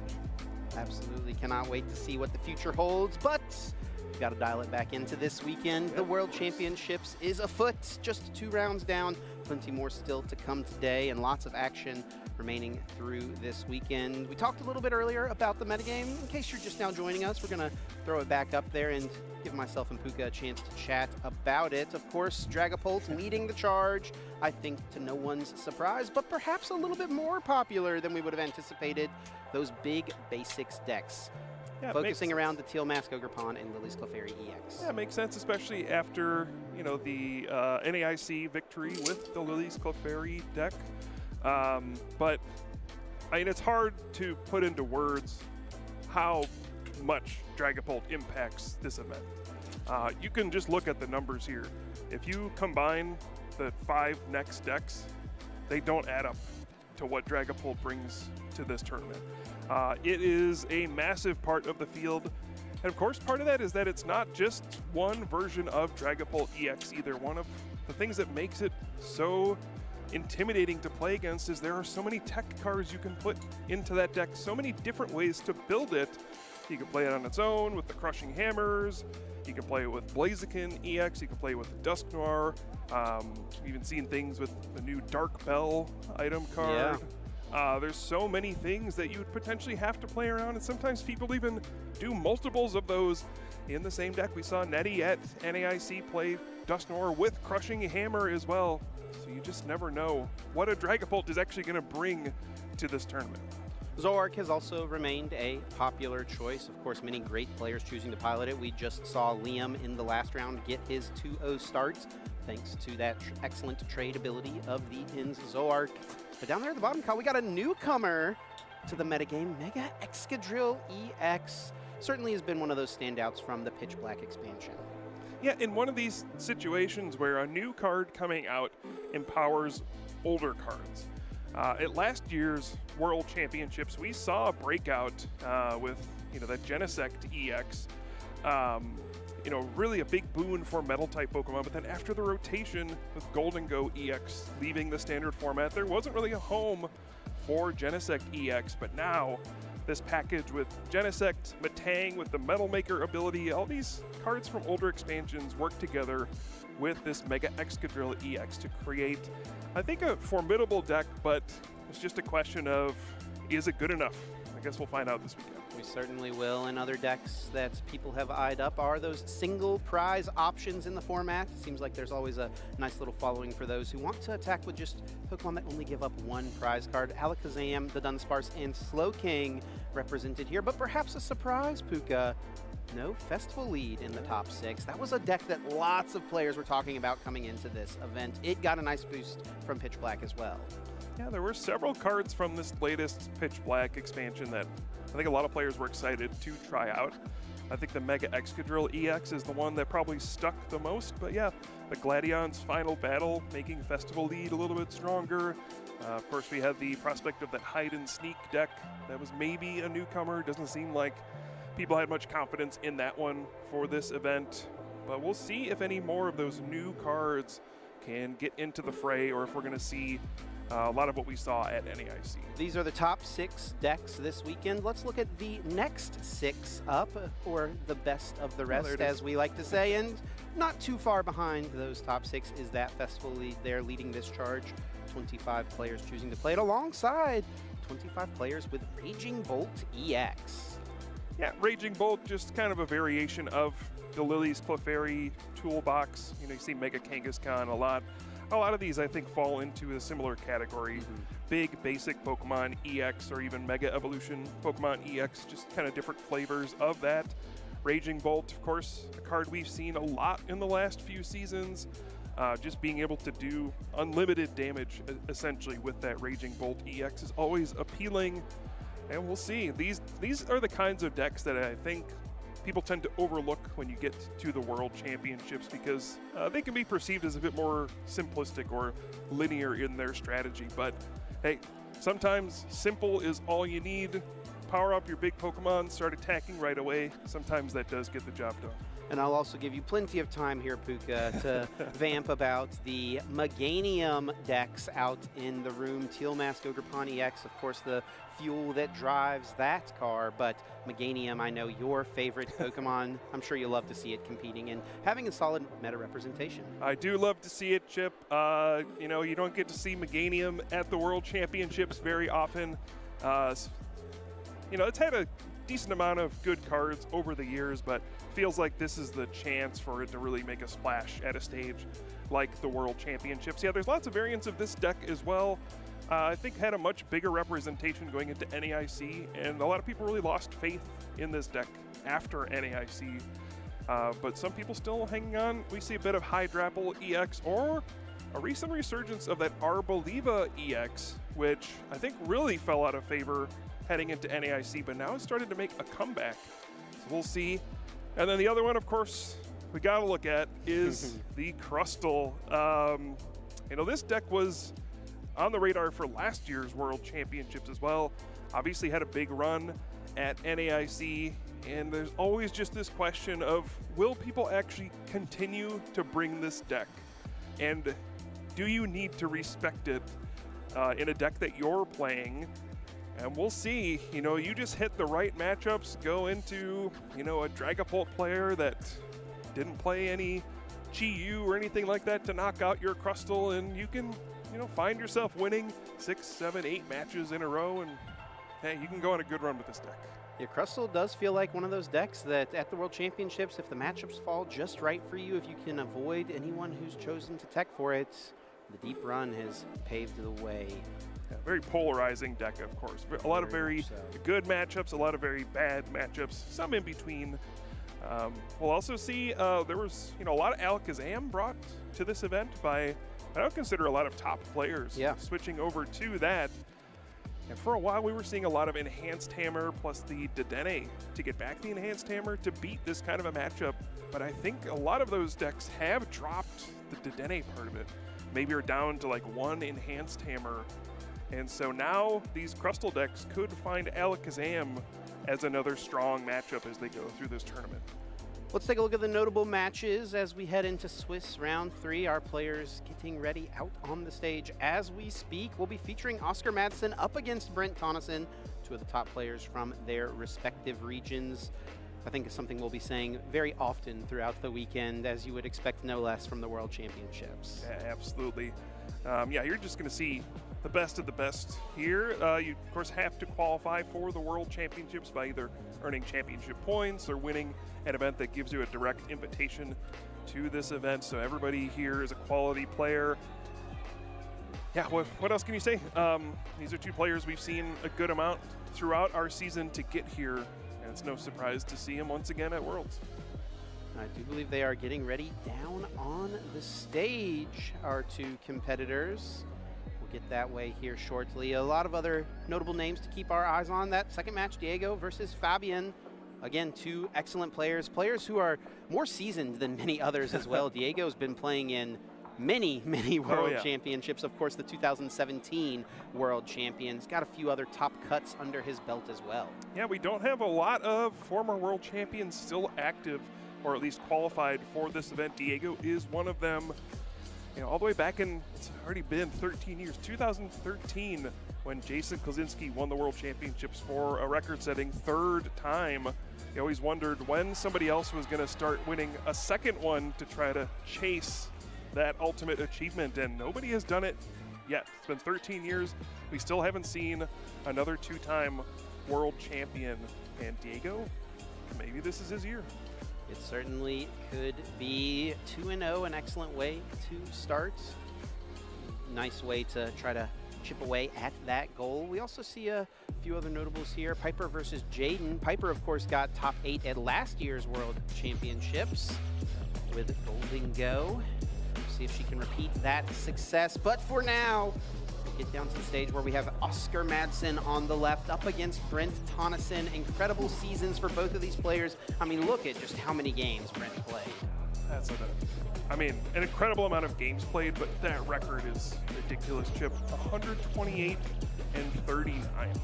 That that is such an incredible win percentage. But Oscar as well, 26-6. These players are winning a lot and not losing very many matches. So two extremely skilled players here in round two. Yeah, Oscar competing in quite a few less events compared to what Brent did, but still that win rate remains extremely high. We'd expect no less.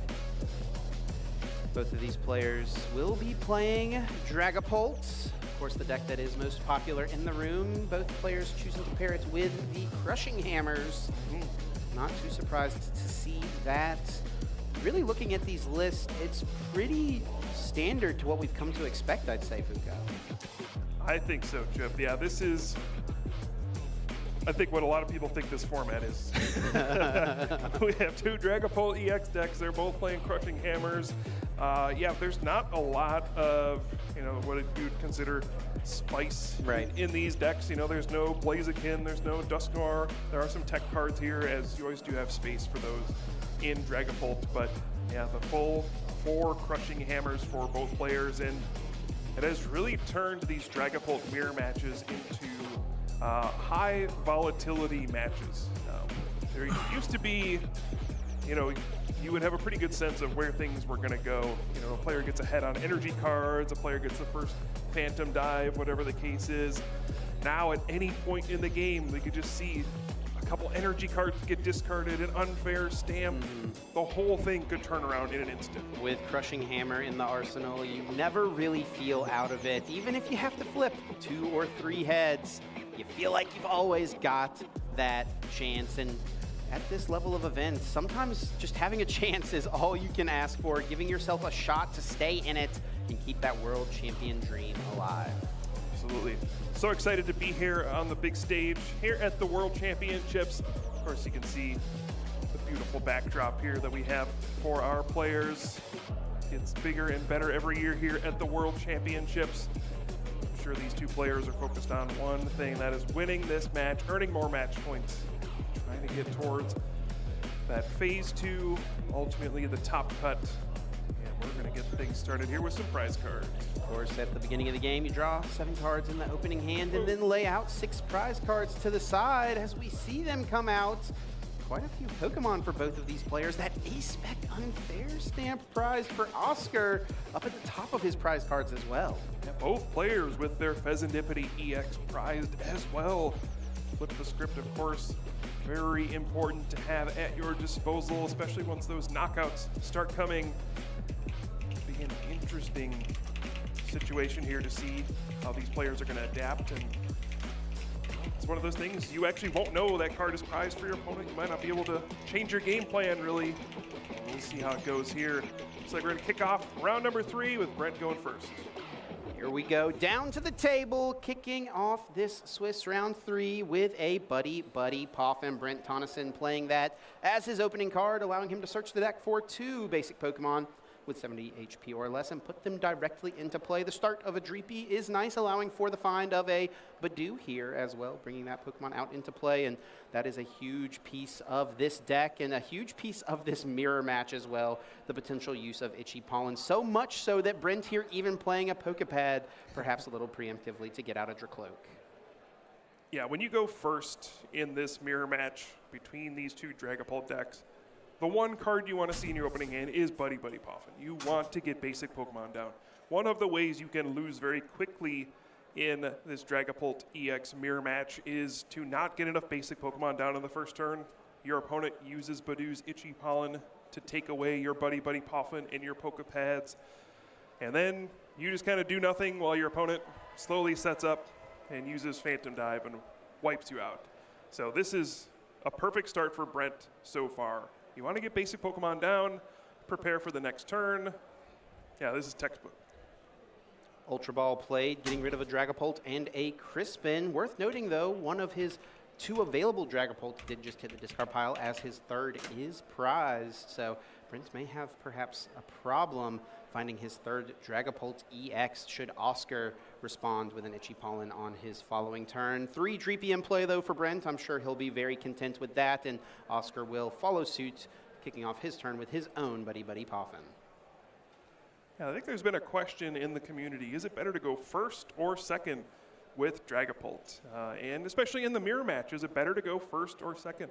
Obviously, when you go first, you get the first opportunity to evolve into Dracloak. You get the first opportunity to attach energy, things like that. But you don't get to play a supporter card when you go first. So sometimes your starts are a little bit weaker. You don't get to play that Lily's Determination on the first turn. I'd say it's, there's pros and cons. One, when you have the start that Brent had, I think you're happily going first. And Oscar has to use this Meowth EX on his first turn. Worth noting, Oscar did win the coin flip and chose to go second. So it seems like he falls on the side of needing to go second here, being a little bit more consistent of an option. And that is supported here with the find of a Lily's Determination. It does putting Meowth EX in play, a great consistency option, but putting it in play early, it is a liability, Puka.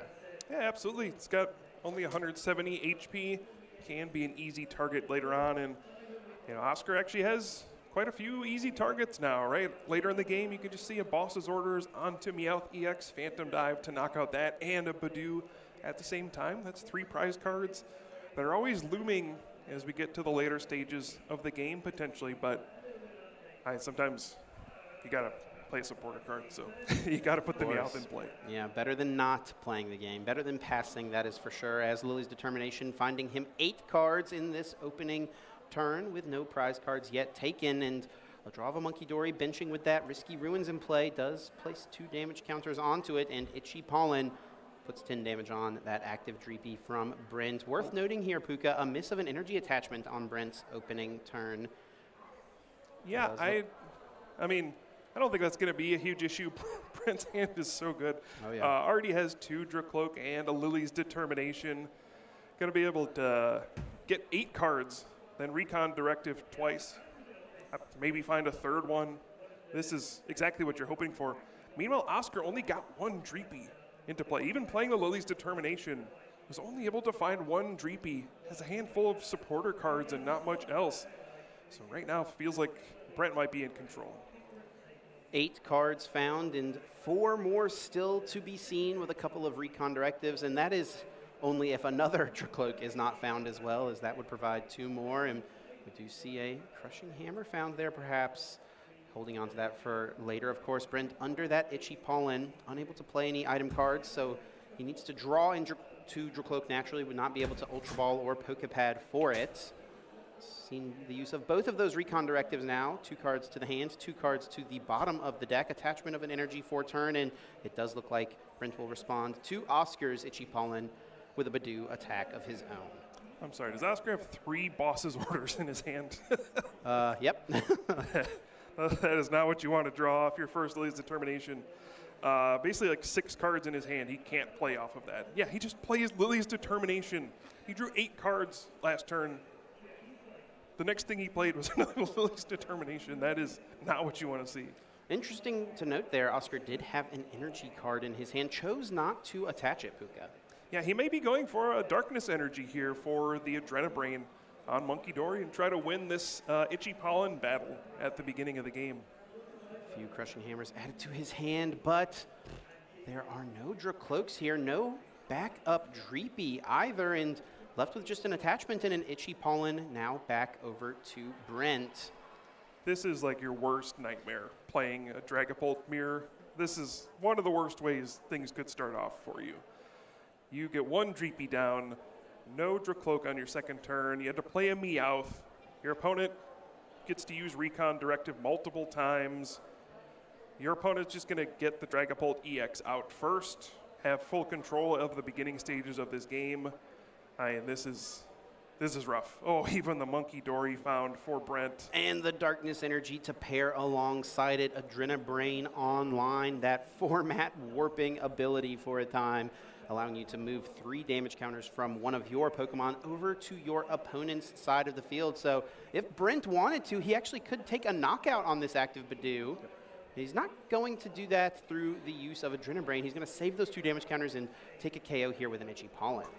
Yep, and this is a really annoying knockout as well because it means your opponent can't play Unfair Stamp. Even though your Pokemon got knocked out, you can't play item cards. So this is a nice way to, get a knockout, stop your opponent from being able to Itchy Pollen you, but then also stop them from using their A-Spec card. Oscar's third Lily's Determination of the game, still yielding him 8 cards, but somehow he still only has one singular Dreepy. Okay, this is looking much more what you'd like to see. Looks like another Dreepy found, a pair of them in fact, and Dracloak as well. Oscar's going to try to get himself established, but Brent has jumped pretty far ahead in this trade. I'd say the only silver lining for Oscar is that there's not any energy on any of those Dracloak for Brent yet. So won't be able to do something like Boss's Orders and Phantom Dive in the same turn next turn, but the risky Ruins on his side may be backfiring, putting damage on his own Dreepy.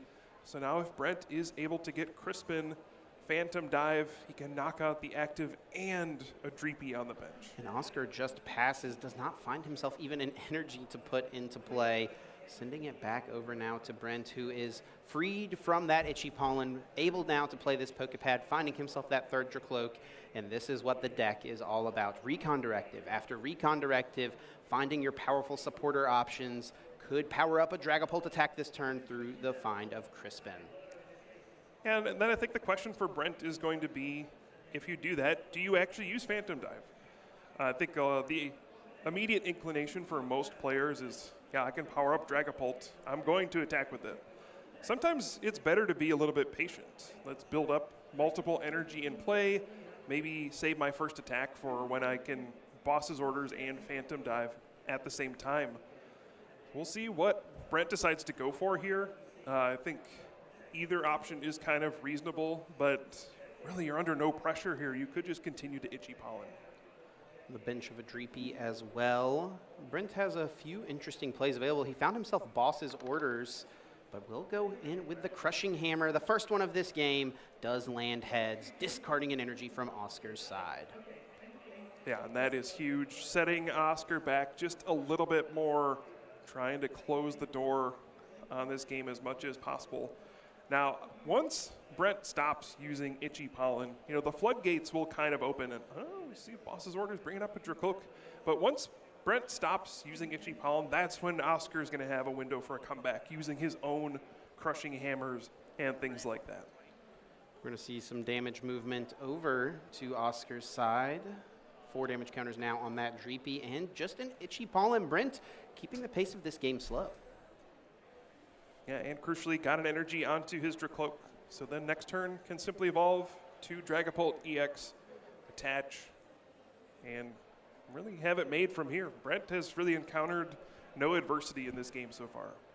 Here comes a Crispin now from Oscar, allowing him to search the deck for 2 energy of differing types, attaching one directly from the deck into play and adding the other to his hand.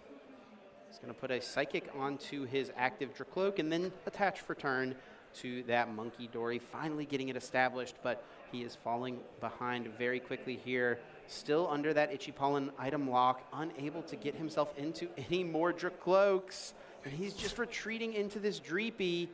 Bounces some damage back over to Brent's side, and it looks like it will be a pass. Not the way you want things to start if you're Oscar here.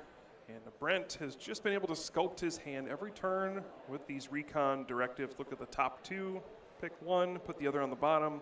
When you start getting 2 or 3 of these into play, it just starts adding up. And are we going to see a 4th as well? 4 Dracloak would be an incredible sight to see, but does look like Moltres was the target here, and just perhaps a bit of thinning before that 4th Dracloak does come down, and it does not get much better than this as a Dragapult player. You're living good, and at this point, one of your main concerns is making sure that there are enough energy cards in your deck for when you play Crispin. You do need 2 different types. And here's another hammer flip. This one does fall tails, so Oscar not forced to discard the darkness energy over on his side, and there it is, the mighty Dragapult EX coming into play, and a Judge played here for Brent. A perfect card to play on a turn where you're planning to break the item lock. Yeah, we will see if Brent decides to break the item lock here. Obviously, it looks pretty strong. You can get multiple prize cards here.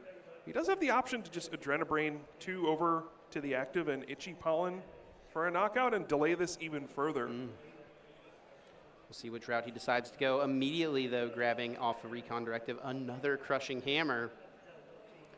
Maybe seeing where that one will fall before choosing what he does this turn. Also, unfair stamp added to his hand, so he's got a potential response build up. This is a big flip. This one also falls tails, though. Only one crushing hammer now remaining for Brent Coniston. He will retreat here into Dragapult EX, and it does indeed look like Phantom Dive will be the attack of choice, taking out a pair of Dreepy from the board, going down now to just 3 prize cards remaining. Yeah, can't fault that, especially pairing it with the Judge, disrupting Oscar's hand. You know Oscar's already played a lot of Lily's Determination, and that wouldn't even be a very good supporter card to play here. You need to try to do something to come back here. And Oscar has prized all of his best responses to this situation. He does have special red card in his hand, but there's no Pheasantipity EX. There's no unfair stamp on his side of the field. Yeah, and you gotta think, is this desperation time for Oscar? Will he be going for something like Mind Bend with Monkey Dory to try to buy some time? Did promote the Monkey Dory here, might be signaling that feels like it's time to get desperate. Pokepad finds out that the Dunsparce, likely evolving his Dunsparce in play, a runaway draw, an excellent option to supplement the powerful Recon Directive, drawing 3 cards, then sending that colorless Pokemon back into the deck. That is a difference between the lists for these players. Oscar playing the Dunsparce, Brent not having that line included. And here it is, the attach of the Psychic to the active Monkey Dory. Mind Bend is on the menu, 60 damage coming up, and Confusion hoping to bide his time. Yeah, he's really got to hope this works at this point. What else can you really do if your opponent gets to keep using Phantom Dive every turn? You know, you're just too far behind in this one, especially they have the Monkey Dory set up as well. You got to do something to try to break this, you know, kind of stalemate that you find yourself in. Brent? And the Confused might be the way out. And Brent does only have 1 copy of Crispin available now, as he is able to play that off of his hand. So this will allow him to retreat this active and power up another Pokemon into play, perhaps. Putting that 3rd energy on this active is setting up for not the use of a 2nd Dragapult here, though. We'll not be seeing a Phantom Dive this turn, I'm assuming. Yeah, I think there's probably not a great Phantom Dive here. You know, Brent did disrupt his own hand with the Judge last turn as well, so might not be confident that he can pull something off. But again, this is a spot where you are pretty significantly far ahead in this game, and you start to think, what are the ways I could lose this game? Is there just a safer route than, you know, trying to power up another Dragapult here, spread my energy a little thin? Or is it a situation where you just retreat an Itchy Pollen and say, okay, now you can't use any more Crushing Hammers, I'll just take a turn off. I'm ahead by so many prize cards. No need to rush. Brent content to continue to keep things slow here, attaching a 2nd energy to the other Dracloak, and Itchy Pollen does put that Monkey Dory up to 30 damage. Recon Directive on Oscar's side, finding yet another Dracloak for another Recon Directive up and coming, and there is the Crispin being found here for him. He has gone through quite a few more energy compared to Brent at this point. So that is always something you have to track when using Crispin, making sure you have 2 differing types in the deck. And looks like he does still Fire and Psychic eyed up here, perhaps. And Darkness Energy brought to the front, in fact. Getting the 2nd Monkey Dory established, a 2 Adrenabrain Onslaught from his side. I think Oscar just trying to figure out what is the way to claw back into this game. Down so many prize cards. Your opponent has Dragapult set up already. Maybe the Monkey Dory advantage is the way I come back. And I think a smart move by Oscar here, using Adrenabrain to knock out the Badoo. Is there something I can get out of my prize cards to help me out? Something like the Unfair Stamp or Pheasantipity EX at some point. But just finds the Acerola's Mischief. And that perhaps could be a way for him to come back into this game, protecting maybe the Meowth EX or something along those lines to prevent Brent from closing out the game. We'll just see Oscar going into his own Badoo, getting an attachment down to his Dracloak, and it will be an Itchy Pollen on his side now. Yeah. Trying to see if he can bide his time. Unfortunately for Oscar, Brent just needs a boss's orders and the game's over. Yep, and he does indeed have it. Boss's orders can bring up that Meowth, and Phantom Dive would allow him to take his 3 prize cards remaining in order to get the Game 1 win for Swiss Round 3.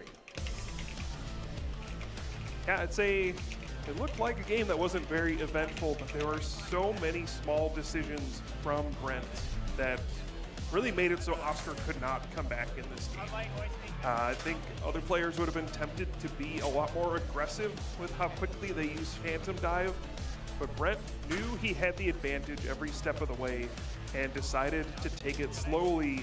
And eventually when he realized, all right, I am fully set up, there's not much you can do, now it's time to go on the offensive, just taking no chances and making sure that he puts himself in the best possible position to win.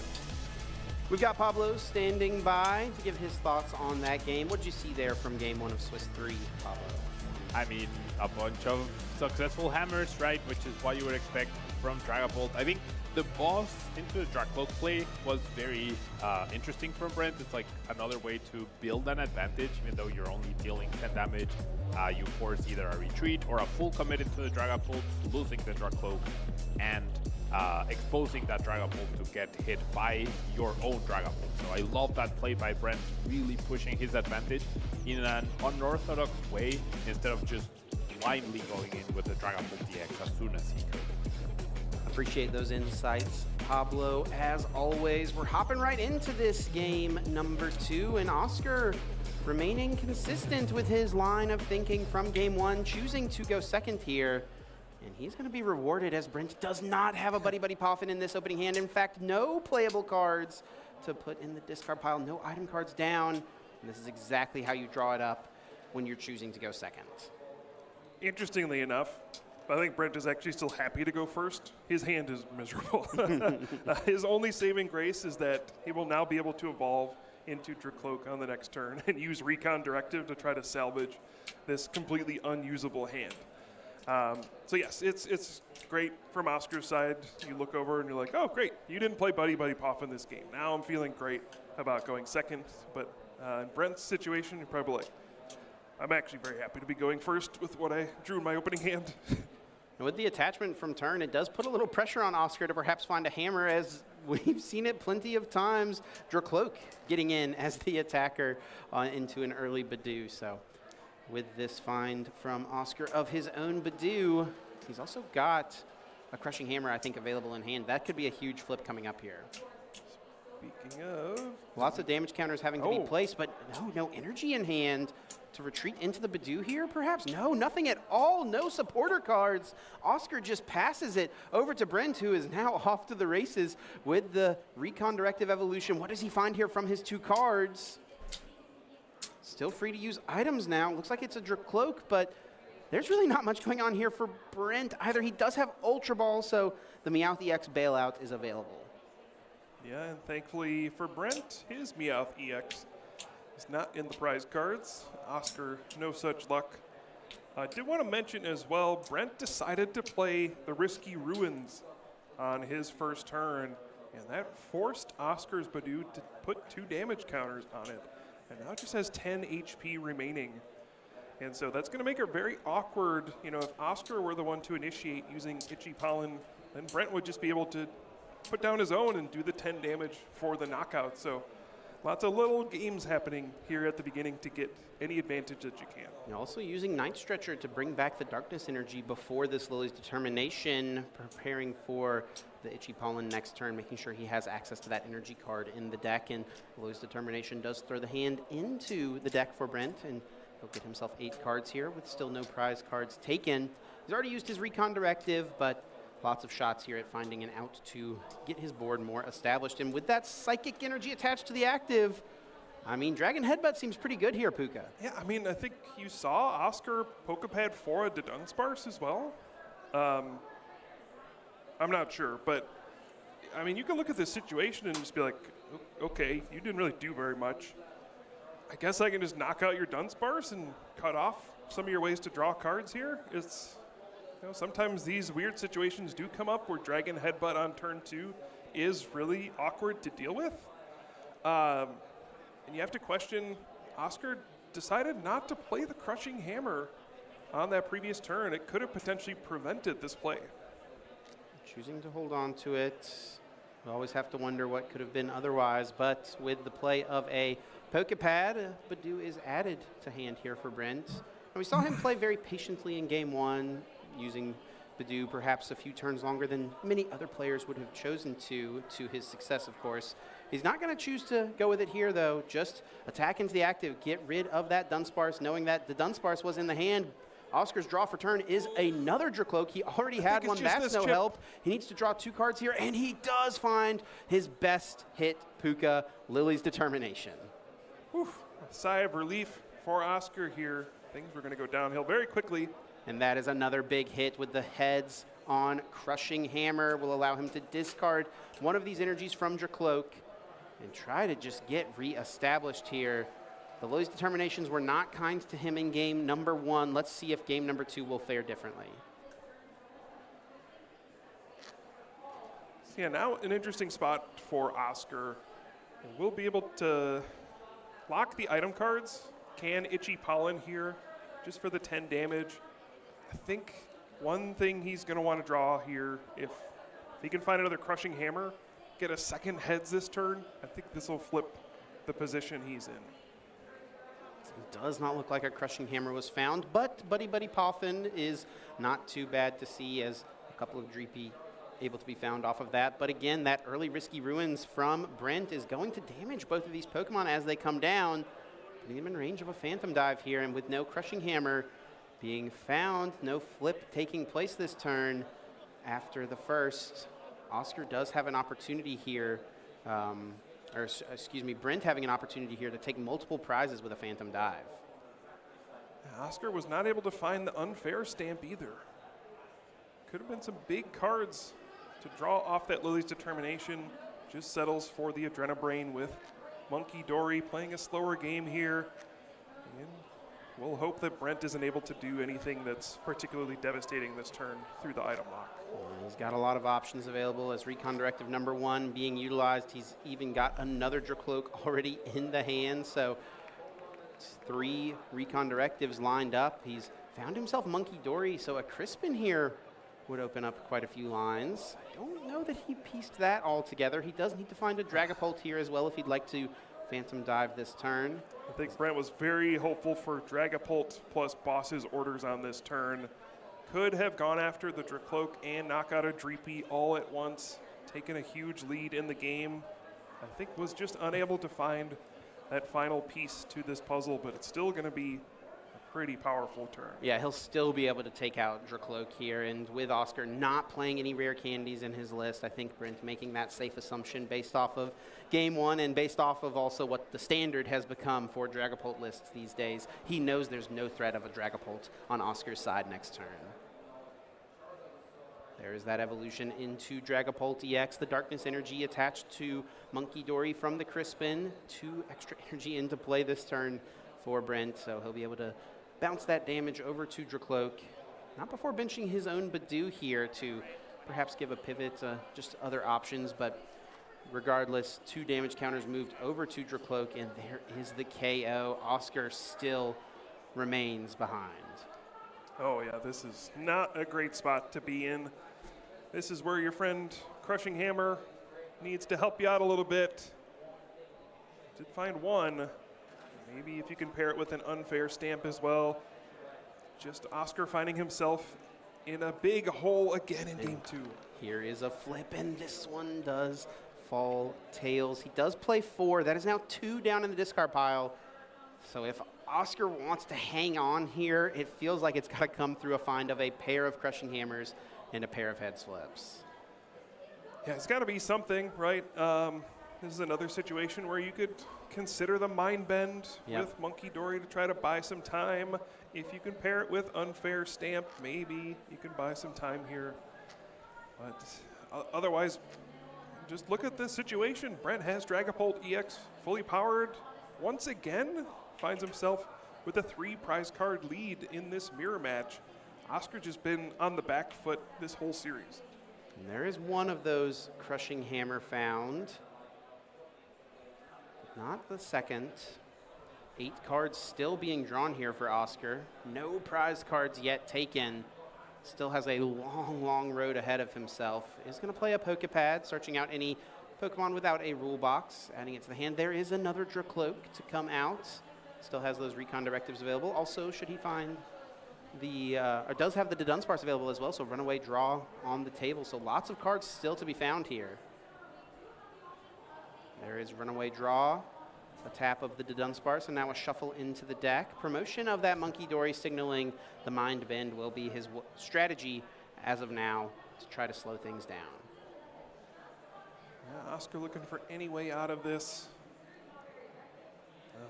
Just isn't able to piece things together quite yet. A couple of Pokemon put into play from this Buddy Buddy Poffin. They do, of course, take 20 damage apiece from that Risky Ruins that has remained in play from the opening turn and will remain in play through the duration of this game, as that is the only stadium either of these two players has in their decks for this World Championships weekend. Still a couple recon directives to use here. Still a long road ahead here for Oscar to fight back. Could find special red. Oh, well, never mind. And there is the unfair stamp, not a bad option. And here is Crushing Hammer, and that is going to be a heads hit, discarding that basic Psychic Energy. Moving that to the discard pile and having the option to play Unfair Stamp. Since a knockout was taken by Brent on the last turn, it would send both players' hands to the deck. Oscar able to find 5 and Brent only 2 available. Big moment here for Oscar. The Unfair Stamp is a way he could come back into this game, disrupting Brent's hand, putting him down to just 2 cards in hand, and combining that with the Confused from the Mind Bend on Monkey Dory. I believe now we've seen 2 Psychic Energy go to the discard pile for Brent as well, both hammered early on in this game. So only playing like 3 Psychic Energy in his deck. Might struggle to actually find the second type of energy to use Phantom Dive as well. This is